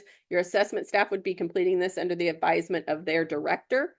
ESY must be addressed in every annual every annual, and we may also come to address it maybe in the spring again, towards the end of the year again, but it is done in every annual, regardless of when that annual is. Self-explanatory, but there are resources, again, linked in the resource document I have for you today. The ESY recommendation is ultimately going to be, if there's a difference between the parent and the school, this is ultimately going to be marked as yes or no as to what the district's recommendation is. ESY is recommended, then you would go to the ESY supplement. Again, there is information on the resource link about how to complete that. Discussion, please be very careful of how you word things. Words and order make a difference. Date it, but the purpose of ESY, it explains that because it's an initial, as this is initial, there are not previous annual goals. Remember, ESY is based on how the student has progressed on the goals, or if they're newly acquiring a skill addressed in a goal. Okay, therefore, at this time, ESY is not recommended. People often say there's no data or there's not data to support regression or to show regression. There is not data. I stopped reading at that point. What was intended to you were intending to say was likely the data indicates there is not regression rather than the negative. There is not data to support regression. It's important how we say things sometimes so that it doesn't get misunderstood by any means. We don't want people to think we don't collect data. If the student receives special transportation, is eligible to receive special transportation, then this is the first place it gets marked, yes or no. And then there is a whole other transportation gig. Again, there on your resources link. Try to do all of those in order. On the next screen, starting, you will notice as drafts are created now, starting a couple of days ago, all old information. So when you click view all, any old completed, those will be wiped out. So your schedule of services should clear out now so that you don't have all those old ones. You can read, there's a document linked from this month's spotlight that is posted in the resource link. I will post it on the homepage on Monday. There is a specific way that our IEP and related services have to be listed. We are missing students being served and we are not reporting properly. That affects allocations. It affects students getting served. Those two things are huge. So we're wiping those clear. When we want to add a new course, we select, get this, new. Make sure that when you do this, you will see that I have page kind of a break. I prefer to do that. You don't have to. You're right now in SAISD, we do list all classes. So if you're coming from a district that only lists special ed minutes, we currently list all minutes. If and when that changes, we'll let you know, but we don't anticipate we're making any of those kinds of changes during a year of audit. Make sure that when you're selecting general ed time, that you're selecting the service location as general ed. Okay, the only thing that is general ed and special ed setting is going to be not on this page. If you have a student that receives some reading instruction in the general ed class, and then they're also pulled out into a special ed class, those are two separate listings. Okay. Also, if you're in the fall, that class is going to go for the entire school year this year. If you're coming back to our next year, obviously we're creating a schedule for next year. We do the best we can with what we have right now. I don't know everything about sixth grade, but I have been communicating with our sixth grade teachers. You as a case manager, I'm saying, have been doing that, and you know what their schedule looks like at any particular feeder campus that you have. You may have a parent that's saying, no, we're applying to go to yada yada academy. Fine, but as of right now, this is universal. to wherever the student goes within this district or elsewhere, if reviews need to be had, they will be had. But as we know right now, is what we plan for today. If the student is in special ed, make sure that you get that location and your minutes in the right place. Don't ever put time for special ed and general ed again in the same line. If they're receiving language arts in both places, then you list it 2 different times. The start and end date. So the start date is when your plan starts, whether or not PWN was waived. The end date is the last day of school. That's for this year's classes. For next year's classes, the first day of school. Knuckles, we don't have a calendar for next year. No, we do the best we can with what we have where we're at. Are you tired of hearing it yet? You pull up and look at, hey, when traditionally have we been starting school? If we did the same next year, we anticipate next year. We're not going to come back to ARD to change this start date for the schedule. I will remind you, not too long ago, we were shut down and we didn't even start the day that we would start. We didn't come back and do all those ARDs again. We did other things, but we did not change the start date. We're fine. That's what we anticipate. The end date is going to be, for next year's classes, the end date. It cannot exceed the due date of the IEP. We have to have this year and next year's schedules. Don't say, oh, we're coming back to do all those ARDs at the end of the year. Great. Then you won't have much to edit. You must have a full IEP year. Otherwise, it's a big fail. Okay, I'm going to, sorry, I didn't mean to hit next. I meant to hit IEP services and supports. The same thing. I list classes for this year and next year. Every support service must be listed. If it's going to be provided this year and next year, has to be listed separately. I do not list it through the entire IEP year. Why don't I list it just once with these dates up here? Well, for instance, a student receiving co-teach math. Say this student goes to, I'm going to take a high school example, goes to summer school and they are taking math, algebra. We may not have co-teach support in summer school. I'm not talking about ESY, I'm talking about summer school. We don't have those services necessarily in the summer. We're not required to. This looks like we will provide it. List it for separate this year and next year. There has been litigation in the past, which is why districts began doing this. Regardless, that's the way we do it here right now. Until that changes, it is done that way for every service, for every related service, every instructional service. The only instance is if you decide we're phasing that out next year, so we're not going to do it, then it would end this year, of course. We may not start it till next year. Okay. I don't know if accelerated instruction is needed for next year for this student or not, because student hasn't taken STAR yet. So let's keep our common sense about us. Related other services, for the most part, that would be your related service providers. However, there are some that you are responsible for. Those are typically, if it's a compensatory service that is academic, you would be responsible for it, behavior. You are also responsible for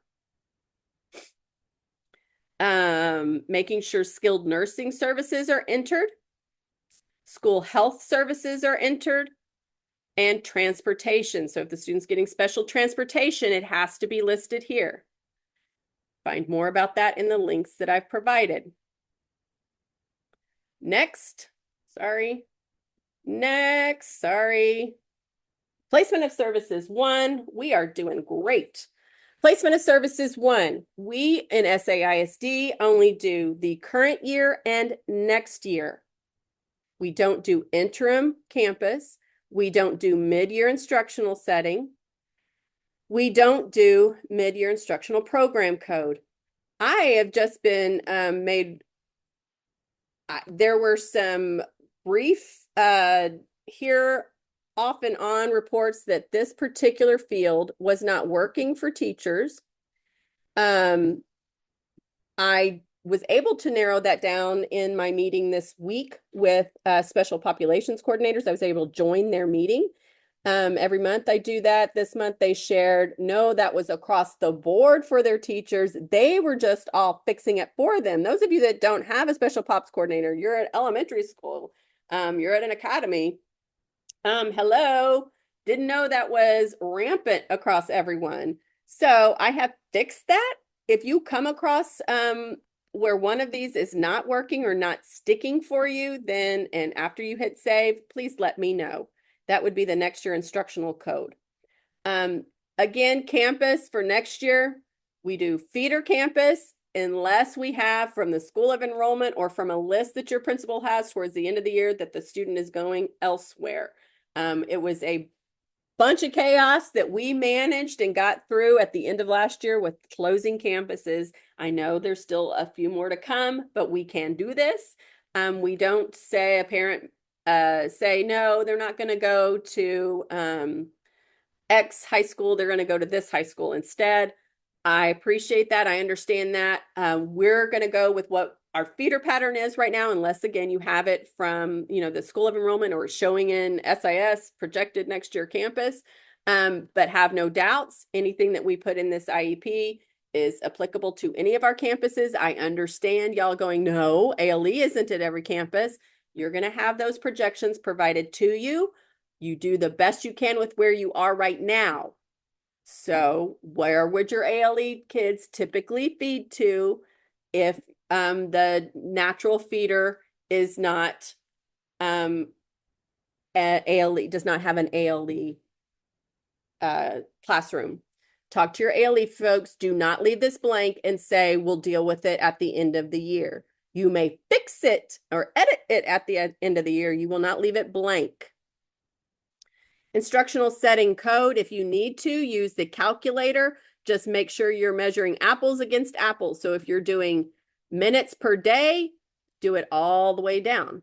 If you're doing minutes per week, like they do for some early childhood and for AYBP sometimes, then they do it per week. Just make sure you're doing apples and apples, not apples and oranges, to get your instructional code. Again, we don't do mid-year settings, so that should be blanked out for your speech therapy codes. These have changed according to TEA, but Frontline has yet to get them updated.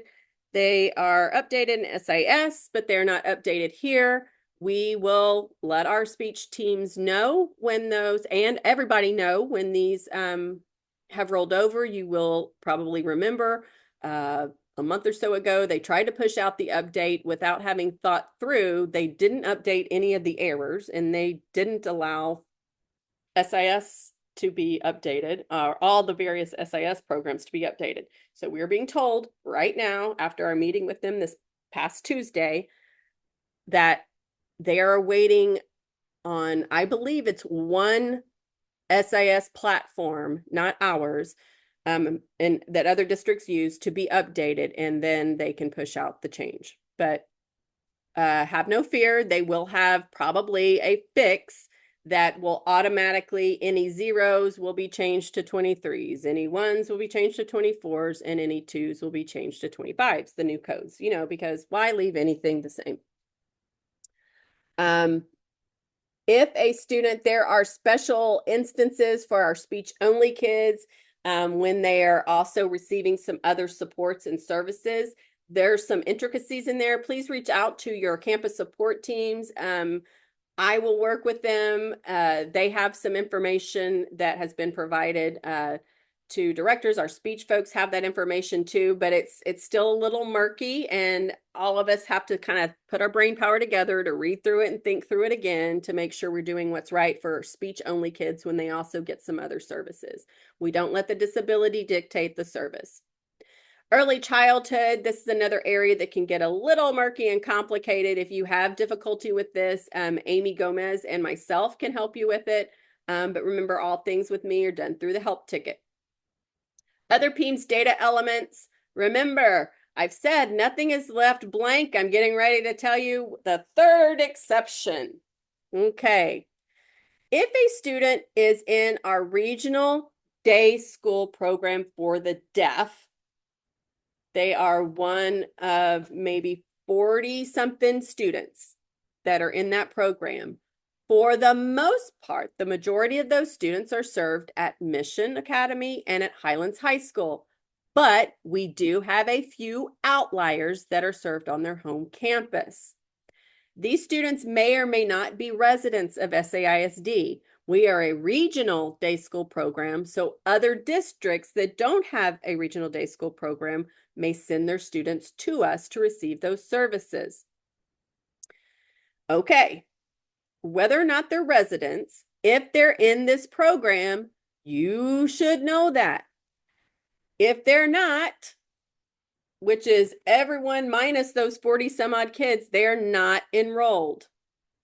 If they're not enrolled in RDSPD, that's what we refer to it, then there's not an RDSPD provider. Don't even open this. The most common error is people will come in and they'll select San Antonio ISD and they'll put in the date. That's not today's date, but whatever. And they'll click save and you go, oh my God, Knuckles, you just created an error. Yeah, you're right. I did. Well, right now it's not going to validate the PEMS for me, but I did create an error. The error is that when this is not enrolled, you cannot have information in here. Well, if this is a draft, then you can fix it. Yes, you can. You can come in here and you can clear this out, and you can clear this out. Make sure both this and the long one and the short one are cleared out, and click save. And it lets you do that only when you're in a draft.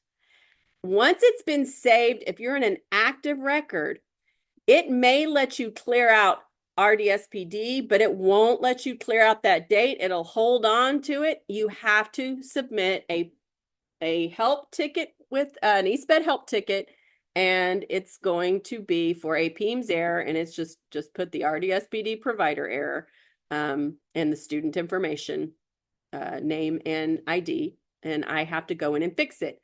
Once you do that once, hopefully you learn not to create that error again. Instructional program code. This is, use the long field so you can see what the explanation is. Nobody is expected to know the numbers. I don't know the numbers. The program that is, or the setting that is the most restrictive throughout the student's day or week has to be selected. So in this student's case, the most restrictive is co-teach. You say, how do you know between classroom support and co-teach? Well, classroom support could be provided even by an instructional assistant.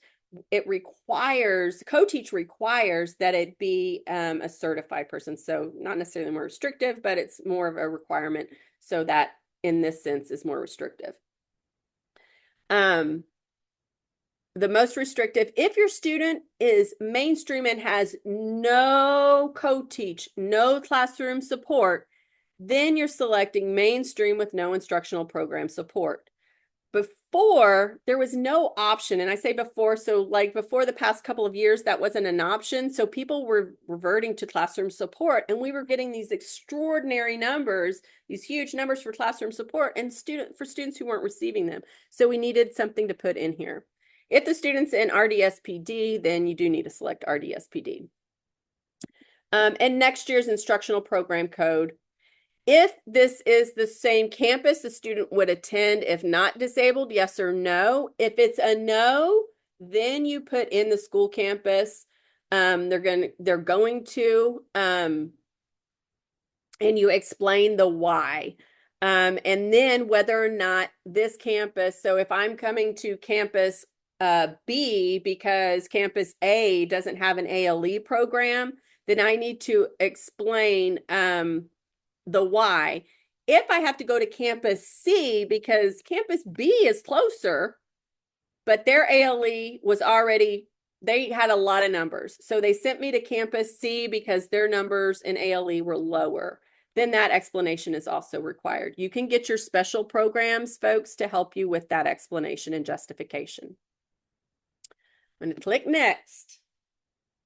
This is assurances. Your assurances are to be read by the administrator, not you, the case manager, not your district folks from central office, your administrator. Their name and their position goes here. You can add this, you don't have to. I like to put that they were read by the administrator and that, or at least that the parent indicated an understanding of them. Next, we, again, we do not ever exclude this. We do not ever exclude the assurances. This is just that our records are kept with us for 7 years after the date the student leaves us. So whether they withdraw, whether they graduate, the date they were last enrolled with us, we keep those records for 7 years. After that point, we may no longer have them. This is particular importance for our high school seniors who are leaving. We need them to know, here's your records and that graduation card. Keep these, put them in a safe deposit box, put them somewhere safe where you know, put them with your grandparents, someplace where you know you have them in case you want to go back to school as an adult and you need some of those accommodations maybe. In case you need some funding, you need to go through one of, ACOG and have some testing. That last ARD, that last FIE, they need to hold on to. Because after 7 years, we may no longer have it. Even electronically, our system can be purged. We may move to another electronic system that automatically purges things at some point in the future. And we want to make sure our parents are aware of this. We don't have to spend time explaining it like I just explained to you. We just need to make sure this is printed and that when you breeze through this section, you just say, hey, after a student leaves, SAISD, remember we keep records for 7 years, but after that they may be deleted. This is a common misunderstood screen. Accept evaluation is selected when we have an initial and the date of that FIE is put here. If we're doing a re-evaluation, whether or not we have new testing, we would be selecting this and putting the date of the read report here, which in some instances, we would go to the next line, additional evaluation is needed. So in an open read, we would select, we need more evaluation. The timeline for completion, it was entered on the review of additional evaluation information screen. That was the screen where you began not to have access to change things. And so if nothing appears here and we are asking for more testing, then you need to make sure you cue your assessment staff into getting that completed. We cannot leave that timeline blank. Just because we request new evaluation through a read process, we're bound to that 45 days to do an initial evaluation and 30 days, calendar days to come to ARD. After that, when we ask for more evaluation, we're not bound to those same timelines, but we are bound to what the ARD committee agrees to. The ARD committee agrees to do an evaluation, then we have to say the evaluation will be completed by a certain date. We can't leave it blank and it be open-ended. We will lose every time on that. Accept or review the transition or graduation plan. Again, if it's a transition age student, grade 6, annual in grade 6, or annual when the student is age 13, whichever comes first. This doesn't say extended school year is recommended unless yes is checked. It says we reviewed it. I reviewed ESY. Was it recommended? Yes or no is automatically populated over here from what we selected back on that screen. The same with assistive technology. We're required to review it every annual. Was it selected? Was it going to be provided? Yes or no? Same with goals. Did we accept them? Are we revising the goals if we're coming back to amend them somehow? Continue goals. That might be in an instance where you get a transfer student and you're going to continue the goals if the IEP, the annual IEP we received was just done very recently. Yes, we will say we accepted them, but we could also select continue because maybe we are really just using what was in the previous IEP. We should not do that if even a grading period has passed. We should look at how that can be tweaked if we have enough data. Behavior intervention plan, transportation services, and so on. That they have to be reviewed every annual is what the checkbox is saying. The yes or the no is coming from where we addressed it in the ARD, with the exception to goals. We do have to come on the screen and manually click accept, revise, whatever is appropriate. Supplements included. So anytime I've included a supplement, it should have on that screen check to print with full ARD with supplements. If you don't see, so for instance, if this student had an autism supplement and you don't see that checkbox here, that's your key. I need to go back to that screen, communications screen, and I need to find that supplement and make sure I checked that box. These are all selected right here because of what I did on that Medicaid when we very first started this morning. So I like that. Everything, this is not an exhaustive list. Some of those that I like to include for our high school kiddos when we talk about the transfer of rights. The transfer of rights that we must begin in the annual at age 16. We start talking about, there's one thing we have to have a conversation before they turn 17. So I would put that information here, the transfer of rights, age 17 in parentheses. And then in the annual, when they turn 17, we have to have completed the transfer of rights, even though they're not 18 yet, it has to be done before then. So then I put transfer of rights and in parentheses 18. And then here's the final place where you can go in to have deliberations entered, any of those places. But again, your administrator should be taking your deliberations. I'm going to go to the next screen. I'm not going to go to that screen. I'm going to go to the next screen, our signature page. So our signature page, you need to look at electronic signatures. If my parent participates via phone, then I would be entering their name here. In this signature box, I'm going to type their name. I'm not going to type their name, sorry. I'm going to type how they participated. I'm not going to type their name. I'm going to type participated via, or I don't even have to put the word participate. I can put via phone conference. That's fine. And then there are specific explicit instructions in Allegra. If you're with me right now, if one of the things you could put in the additional at the bottom of not this, I need the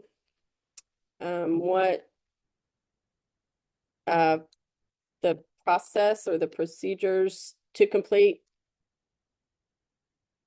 after any ARD or transfer agreement. So amendment, transfer agreement, I'll get that in there. I just had to put my place mark. It tells you very explicit instructions, and the electronic signatures will tell you exactly what you need to say to a parent if they're on the phone or if they're on video conference, and how to be able to, with fidelity, select agree. Anybody else who has access to eSped must be logged in, and they must sign handwritten. We do not use the type it for anything other than typing a participant that doesn't have access and how they participated. We never type another participant's name. We can also print to get hard copies. We can do a preview. We need to realize that the preview does print the PWN, and the PWN is not something that's predetermined. Technically, it's something that you're doing throughout the ARD. My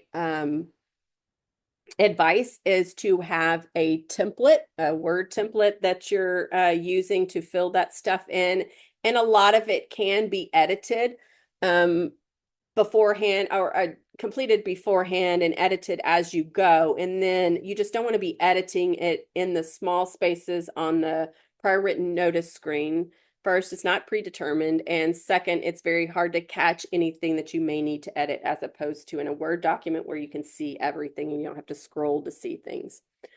Okay, if you need to add new names, of course, then you select new, you add the name and position, and then there will be a signature field just like here. I'm going to go to next. The prior written notice. We have a prior written notice toolkit. Yes, it is long. We also have an IEP, I forget what the name calls. It's on the resource link. Sorry, I keep clicking on the wrong thing. The screen by screen, the toolkit, yeah, the quick guide. The legal requirements and best practices is something from SPED support that is the TEA thing, and how to, of course, count those 5 days like I showed you at the beginning of the training.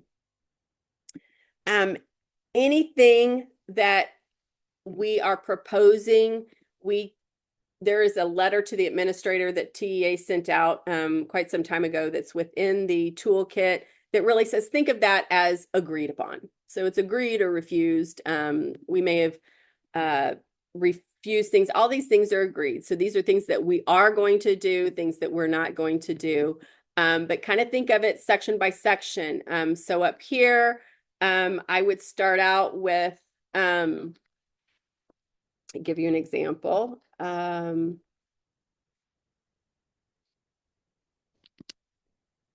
student, sorry. Exemplar is the student name. Is eligible.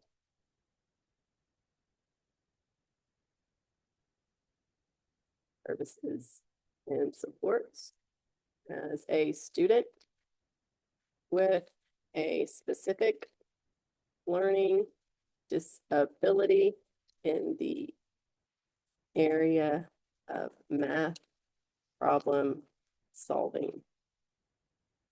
Okay, that's one thing.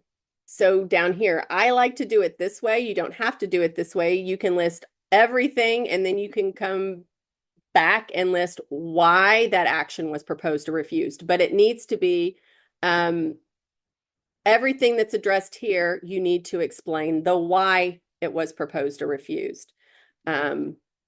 So my one down here, the FIIE and our committee agree the supports available through TSS have been exhausted and exemplar continues to demonstrate the need for more intensive interventions only available through special education services and supports. Okay, through special education services and supports. So I'm writing this as we go because I do have a time, and I'm just going to give one example. Again, your final one will be good to go. There is a partial exemplar not based on this student in the toolkit that exemplifies all this for you. What were the other options considered? We didn't discuss it much, but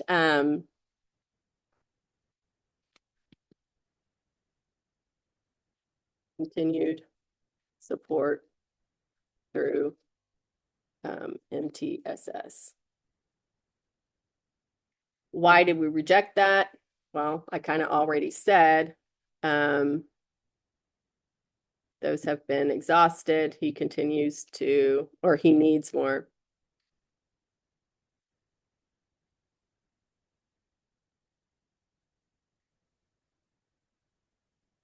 He needs more support.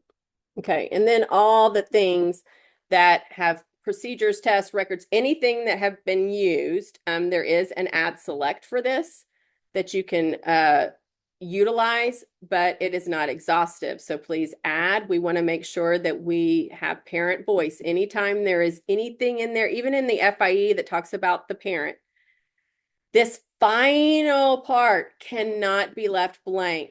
So that's one of the other things. If this one field on the PWN is left blank, that's going to be a fail for several parts of, or at least on one part of the audit. So anything that is relevant. Remember I said that if there was a plan for staff training could be put here. It could be parent or efforts to convince the parent to participate in the ARD.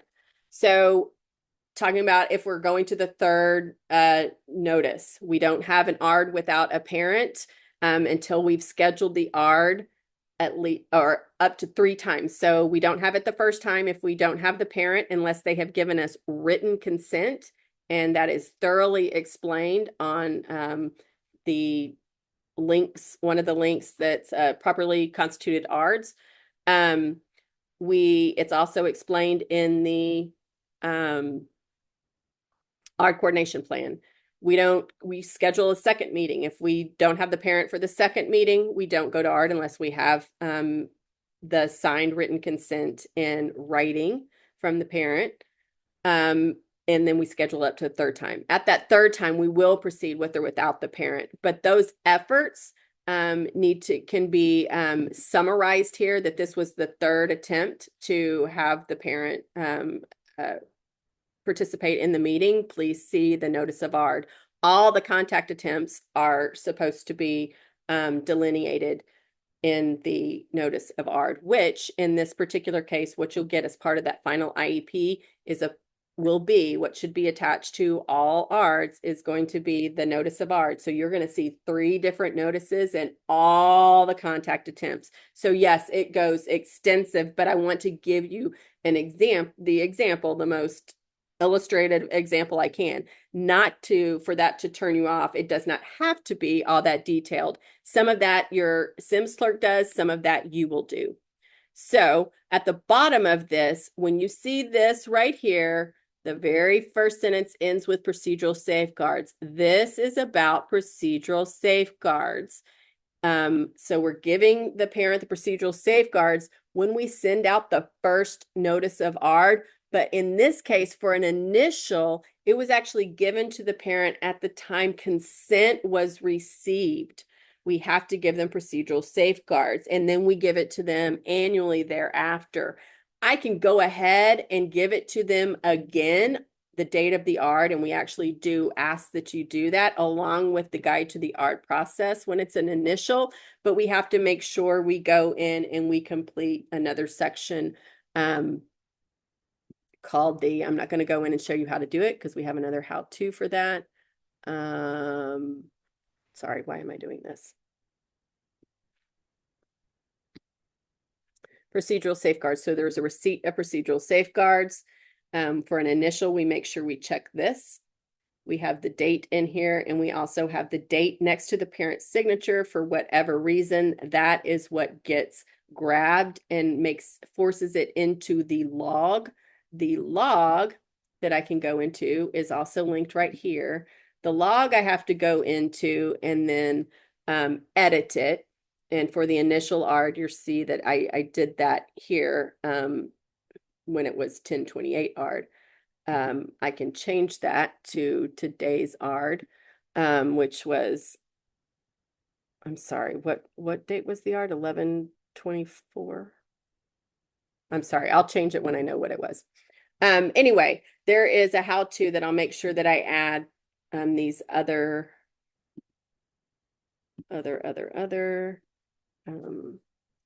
siege.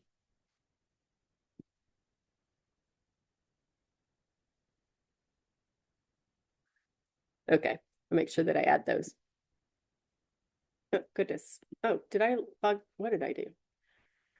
I'm a knucklehead. Okay, so on that last screen, sorry, prior written notice screen. We've come here.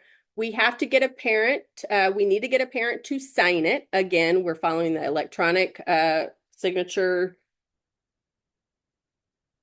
requirements as listed in the link that is on the resources I gave you. I'm going to go to the next screen, which is the end of ARD screen. The committee mutually agrees to implement the services. If we agree, yes. And then we move on down to waiver. If we don't agree, no is selected. We have to select this box that we did not reach mutual agreement, and we are going to come back at that time. We don't let members disperse, get ticked off and leave. We have to agree to a time and place. It has to be within 10 school days. We want it to be sooner rather than later. And we put the place and time here. We also have to have the parent dictate to us or give a separate written consent that we are written explanation of what they disagree with. Because we're required to do certain things. Each party is required to gather more information to bring to the table. It talks about this information here. And we have to document the why. What are we going to be doing during this time? We're just going to be sitting and digging our heels in on what we believe our opinion is? No, we're going to get additional information that we can bring to share with the whole group. We also, at the time of disagreement, are required to give those procedural safeguards that I just kind of referred to a while ago on that other screen. We are required to give them at the time of disagreement to that parent. And we then can go to if we're in agreement and or if we're at the final, we don't come back and disagree after we disagree and reconvene once. And then if we're still in disagreement after that reconvene time, we may select no here, but we're not coming back to ARD because we've already reconvened. We are going through with the IEP that the district believes is most appropriate and reasonably calculated. The parent can waive or not waive, whether we agree or not. Typically, they're not going to agree to implement if they're in disagreement. The same rules for getting your signatures apply here. The parent cannot waive implementation if they don't participate. So if this parent is not in the ARD, which should be very rare in the case of initials, we cannot implement until 5 school days later. If the parent agrees to waive the 5 school days, we would select yes here, and then of course they would have to sign, or there is explanation in the electronic signature thing about how we do that. Duration of services populated here. If this is an initial ARD, and this is one of the common misconceptions. We select yes, we put the date of that initial ARD. This is often, particularly from students who transfer from other districts or who we've created a blank record for from another district. IDA-B funding is selected for any of our school-age students who are receiving and eligible for services. So that must be selected here. Obviously, for an initial, we don't want to have any of our effective dates until services begin, not the date of the ARD. And then the parent really needs to, they have to read this, and we have to put the date of the initial ARD in here. They have to read these 3 statements and agree to those 3 statements. There's a little a conversation going on amongst our leaders right now, whether or not we can get an electronic signature there. There are certain things like consents where we're supposed to have a handwritten signature. The day and age of COVID changed those rules a little bit, so it's a little bit murky as to whether or not we're reverting back to pre-COVID or we're kind of still applying post-COVID. But we do have to have their signature to start services. So this is considered the consent to initiate services, this section down here. So we really should have a printed copy so the parent can select yes, yes, yes, and sign. My parent, I pretended like they actually signed here. And then we're going to click save. Now I need to archive and upload. Knuckles archiving will not do you wrong. Rather than go to reports, like some veterans may be used to, come to print archive. When I select print archive, I always select full ARD with supplements, regardless of what you're archiving. And I'm going to select print final copy. When I select print final copy, it's going to take a while, but when I do through the print archive button, it will allow me to view this at on the same screen where I'm putting in my archive comment and I'm archiving. What happens when you go through the other tab is it's two different things. You see this first, you print, you do it, and you move on, and things don't get archived. We're not keeping eligibility folders up anymore. Everything is electronic now. As of this year, we are electronic only. So we have to make sure everything gets archived. Do it my way and you won't go wrong. Our archiving titling protocol or naming convention is the keyword or words, underscore, and the date. So for this example, it is my initial, and I can just put initial. I want to be as brief as possible, and the date, 11/21/24. I've got to file it in the correct folder. ARD SPED, anything that is SPED related goes in an ARD or SPED folder. ARD SPED is what I started calling them as of this year. For the correct school year, and the archive type, this is a SPED. And I archive. I click archive. A pop-up says, your document has been archived. And it's going to be called this. Whatever the name of the report was is what it's going to be titled. I've only put an archive comment in. So now I'm not going to print. Do not print from here. You should be reviewing from here to see if, before you clicked archive, to see that everything looks good. If it's not, then you close and you go back and fix whatever is not correct. I'm going to drop into my archive now. Instead of coming over to archive and going to archive manager, I'm going to come to my application. I'm going to type in archive, and I'm going to go into archive manager for the student. That prevents me from doing 1 click, 2 clicks, select the student, and a FERPA click. It saves me a few clicks. So what I find here is what I just archived. I can tell by the time and date stamp as well as by the title. I have to retitle this. I retitle by selecting edit. I've used the comment as my title here. So I just copy that and paste it up here. Why is that important? Well, when I come in, when anybody comes in, I'm sorry, it should be date. My bad. I said it wrong. It should be date and then the keyword. We do date now and then the keyword because we want to see the sequential activity. Date and keyword. My bad.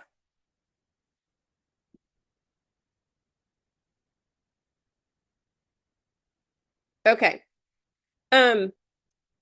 Anyone who's looking at a student, those of you that have students that are involved or students that have been in special education for a minute, know that this gets kind of long and involved. We need to be able to find exactly what we need. I'm going to show you an example real quick of the procedural safeguards. What I was talking about, that distribution log, that is actually the screen that we archive. This is what that looks like. But every time we complete that again, we have to save it again and archive it again. The first notice of ARD is saved. The second notice of ARD is saved. And as it is sent on that date, so I send the first notice of ARD home, but then I begin documenting in that notice all of my attempts.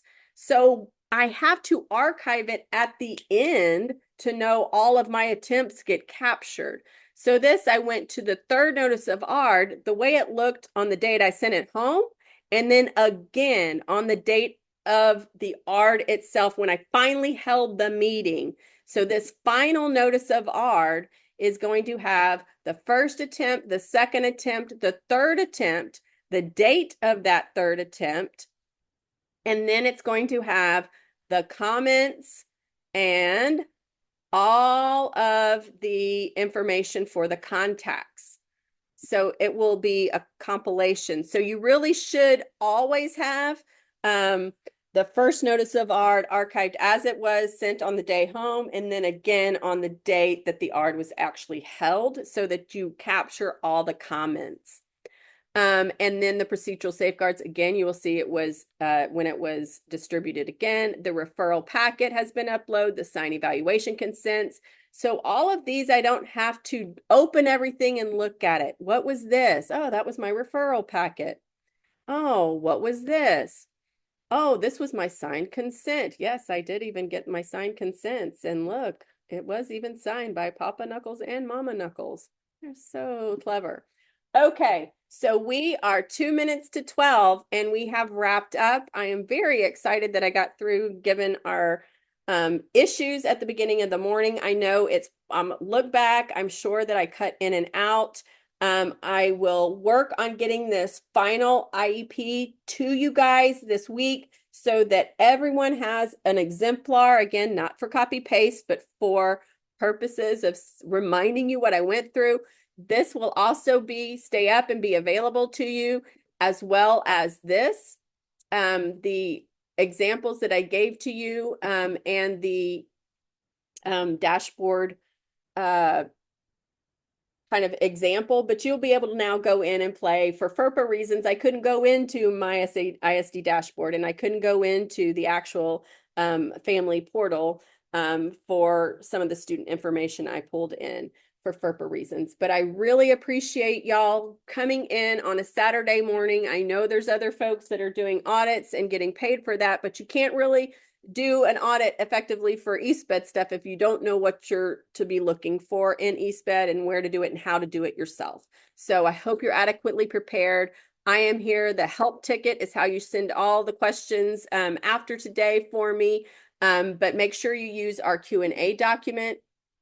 The Q&A document here for any questions that you have.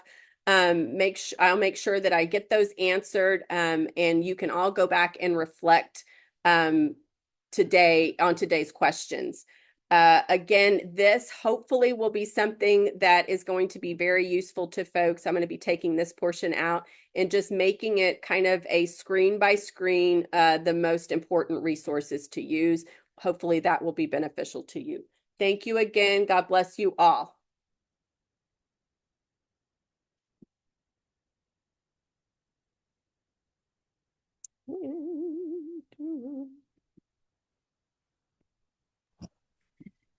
Jennifer, was there a sign-in that I missed?